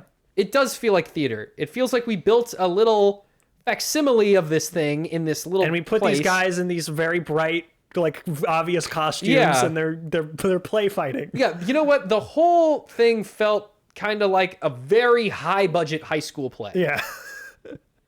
Yeah. No, you're right. That's a good comparison. Yeah. Yeah, I would not recommend Mortal Kombat 2. I think this was a pretty big blunder. No, I would rather watch. I would say most of the high school plays that we put on, I think, are actually more fun to watch than this movie. Yeah, I do think they should do a third one. I think you can do this better. I don't think it's going to do well enough for them to do a third one. It's doing, I think it's underperforming. It's not doing well overseas. Well, it's beating Sheep Detectives. It is beating Sheep Detectives on our box office chart. Yeah, I think found in kitchen. it opened like lower than they wanted, and the overseas box office just isn't there. I'm surprised. Oh, I was gonna say it's surprising it's not doing well in China, but then I was like, it probably didn't release in China. I don't think it's coming out in China. Yeah. I feel like China would have loved this movie though. They started. There is a script for a third movie. They were waiting on the green light to see how this does. Yeah. This movie was supposed to come out in October of last year, and they pushed it to May, which I think was a big fumble. I don't understand that, because they already rolled out half the marketing campaign. Yeah. And two, I think this is a better, like, it's not a horror thing, but it's violent and it's kind of horror adjacent because it's guys in costumes beating each other up. I think this would have done way better in October. Was Final Destination out in October? Final Destination came out last May. The reason they moved it to May was because Final Destination did well last summer. Yeah. But this is not that. This is more... Yeah, but I think this should have been that. And I think that's kind of what they were hoping it was. And it just isn't. And it just isn't. Yeah. And again, like, the Mortal Kombat has fans, but they're not Mario fans. They're not super... They're just like... They like the games. They like to play them. They're not into the lore or the world. No one cares about... I would say, actually, Mario fans and Mortal Kombat fans probably care about the story of their games equally, which is that it doesn't really matter at all. It's a vague, bare minimum required to give context to, like, why you're pressing these buttons in this way. But it's also the reason both of their movies are not very good. Yeah. It's because, like, there's got to be something there. Yeah, you need a plot. You need anything at all. You can't just not deliver. Even the Minecraft movie has more of a plot. At least attempts to have characters. Yeah. But this movie is just like, you know who Katana is. Yeah, don't worry about it. You know, she... Your friend can tell you about who this person is later. Jade's here, too. I guess. You remember that girl from the trailer for that one Naughty Dog game? She's got a stick now. And they play the trailer for Street Fighter in front of this. And Street Fighter looks like what this movie should be. It looks so much better. It looks like it's stupid and colorful and dumb. This movie did make me more excited for Street Fighter. Yeah. I was like, that looks like it, like they are embracing, like, what makes that game popular. Yeah. This felt like they were kind of fighting it. I will say I am getting Pixels vibes from Street Fighter. When that one character was like, did Ryu just shoot a fireball? Yeah. Dumb. Yeah. Don't. It's the Marvel... Please don't. If just that one guy says it, that's fine, I guess. But I don't want the movie to take place in a world where that is like a crazy thing. Yeah, it should not. It's the MCU get a load of this guy. What a crazy thing this is. We're doing that for real? Yeah, it's that. No. Don't. Yeah, no. Oh, before we get to spoilers, my other note is this needs more EDM. This needs more electronic. It needed more something. It needs the Mortal Kombat theme. Yeah, did they play the theme? They play it, but it's like an orchestral version. I don't want that. Yeah. I want Get out of here with that. Yeah, I want like the guy hammering the keyboard. You know what I want? I want there to be a character who's just the Mortal Kombat announcer guy. No, wait, actually. Where's the toasty guy? Hang on a second.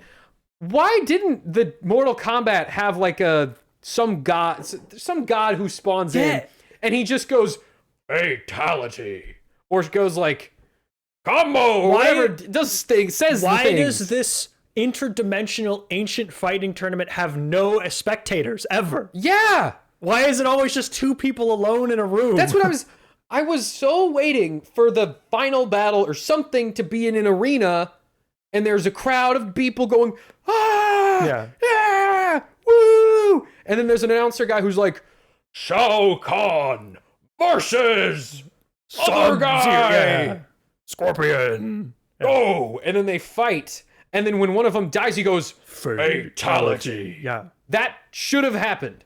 When they do the fatalities, and there's nothing, I was like... That's kind of gross. It feels like someone kicked you in the balls. It's like, That doesn't feel They're good. teasing you. Yeah. Yeah.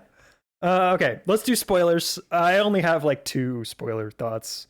Not enough deaths. Not enough deaths. I do commend them for the one death they did do. The Cole Young death was cool. Cole Young dying, And he's after lame. being the protagonist of the first movie. Genuinely, that's a fun decision. I really thought that was cool. You know what it would have been better though? If the fight was cool instead of being really lame. I thought it was like fine enough. I thought it would have been cool if we fast forward some of the earlier stuff. We start the movie with Mortal Kombat because that's where we left the last movie off. Yeah. We don't need the build up. Just skip it. Kill him there In the opening scene? Act like he's the protagonist for the first 5 minutes. Yeah, I like that Kill idea him, too. and then they have to go get Johnny Cage. Because it's not like those 2 characters have a dynamic. So you don't need to you're not saving and anything. then we could have in Katana's first fight, it wouldn't be against Johnny Cage in this version of the story. Yeah. She would be fighting one of the other characters, and we would see her dad fighting against, like, her kind of using the same moves as her dad as we flash back to Shao Kahn. Parallel. Yeah. And then eventually we see her killing whoever the guy is that she fights in the same way that her dad died. And then we get a connection of, okay, now we understand her dad was killed by Shao Kahn. Right. She's now being raised by Shao Kahn. We get that connection through her using the same move that he used on her dad. Because honestly, I don't think we needed the whole flashback. No, we sequence. could have done that. This is a fight movie. Yeah. Follow fight anime rules. When anime characters are fighting, we learn about these characters through the way they fight. That's what makes martial arts stuff interesting, at least as far as, to me, like when there's a fighting in anime. That is how characterization is generally done in a lot of those different properties. I think that would have worked a lot better here than what we got, which is just characters just taking a really long time to just explain their stuff. Yeah. I thought the Kung Lao fatality was cool. That was cool. Where he with gets the hat. shredded. Yeah. I put Shao Kahn's was cool, but I don't remember what it was. Does he just shoot the fire dragons? No, that's Liu Kang. Shao Kahn, with the hammer? Right. He just goes, one was kind of I forget how he dies. Katana, I think. Does she dice him into several pieces? Yeah, she cuts his head up into a bunch of little slices. Okay, yeah, that was cool. I like that. That was pretty cool. Okay. Liu Kang. Liu Kang's death in this was the most studio note test screen edit I've ever seen in my life. Yeah. Where the movie literally, you can tell he died in the original cut, and then they test screened it, and people were like, "We like Liu Kang, don't kill him, please." So it's not like they don't kill him. What they do instead is they add the super ham-fisted scene where he explains to himself that he's not really dead, that he's gonna come back eventually. Like, it's literally a thing where he goes like, "I've realized now that my role in this was not to be the savior, but to help the savior. I have to go save." Yeah, he ascends into like a fire god he or goes something. like, and just disappears. I have to go find my buddy Kung Lao, but I'll be back. And then he just shoots into the sky. Yeah, he just like and flies evaporates into heaven. It was like, what? Yeah, he like after the end of the so fight, out of nowhere. he's like, "Now I ascend into my god form." It was and so he just clearly disappears, and you're like, Yeah, "What?" it was so clearly just Okay. like they just chopped whatever his Sure, death man. was and inserted that so that the audience knew that he'll be back in the sequel. Yeah, It was really dumb. forced. I thought that was laughable. And there was literally a news article like the Monday after this came out in Variety where the director did an interview and he's like, "He'll be back in the third one. Trust me, guys, we're bringing him back in the third one." And I'm like, if you don't have any confidence in the decision to like kill that character off, then just don't do it. If you have to second guess yourself after the movie's already come out, just fix that problem in the writing process. Yeah. And then my only other note is Raiden never fights anybody in these movies, and it makes me upset. Why does he never get to fight anyone? He doesn't get to fight anyone in this movie, or in the last one, or in really either of the 90s ones. And he's my main in Mortal Kombat. And I just wanted to see him fight anybody. Raiden. Yeah, Raiden's cool. He doesn't fight anyone He ever. spends this whole movie lying in bed. But I don't think he can. I given know. the setup of the movie. Later, he it's probably not like will. anyone's following the rules of the tournament ever. Well, eventually they'll have like another guy come in that he does fight, but like there was no gods technically for him to fight. Eventually, there will be a bad one. I just want him to fight somebody at some point. He's got the thunder He's powers, do the lightning and he never circle does move. anything. Circle lightning move. Or his whole like shoot across the stage and grab you thing. He never does that. Yeah. He kind of does it once at the end. Yeah, He pushes someone. pushes That's a it. guy. Also, his wounding, dumb. Yeah. You're telling me I don't understand the you're telling rules me of this universe. Lightning God, Right. who is immortal, and which is why he's not allowed to compete, can be mortally wounded By a hat. by a buzzsaw hat? Is it made of a special metal that kills gods or something? I don't know if Is there a reason why it injures him so grievously? I think it was, if he had just been hit by the hat, it would have healed. But I think it's because he got the guy sucked hit, his and then he energy? sucked his energy out with the amulet, and then Sure. he didn't have the power to heal That's himself. something that we could have maybe conveyed. I think it was through there. something. It wasn't super clear, but yeah, I think that was the explanation. Like, we over-explained everything else. It's true. Including stuff we had already done in Yeah. the first movie. Although this movie acts like the first movie doesn't exist. Yeah. I don't know if you noticed. They I don't know if do. it was They just pretend me. like it just didn't happen. I don't. Did they not put the 2 in the title card? I'm 90% sure the title card just says Mortal Kombat. I don't remember. I think it just says Mortal Kombat. I don't remember. It might have. I not. think they were just like, don't worry about the first one.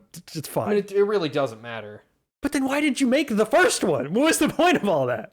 Because I think they had originally planned for their main guy to be more compelling to the audience. Yeah. And they made their movie and everyone was like, boo, he sucks. Give me Johnny Cage back.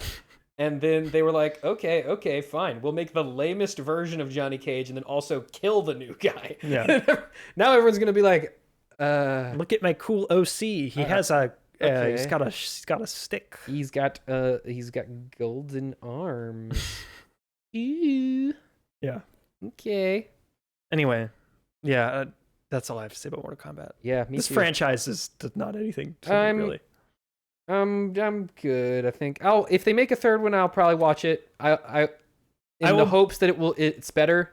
If But they get a different director, I will be cautiously optimistic. yeah. If it's- Otherwise, I don't think. If I they're care. just running it back, I'm gonna be like, I'm good. Yep. All right. Do we have anything else? No, I don't think so. No. There was Maul, but kind of tired. I mean, We'll talk about Maul another time. what do you have to say about it, really? It's pretty cool. That's fine. I liked it. Yeah, good. I actually think that I really actually did like the Darth Vader fight.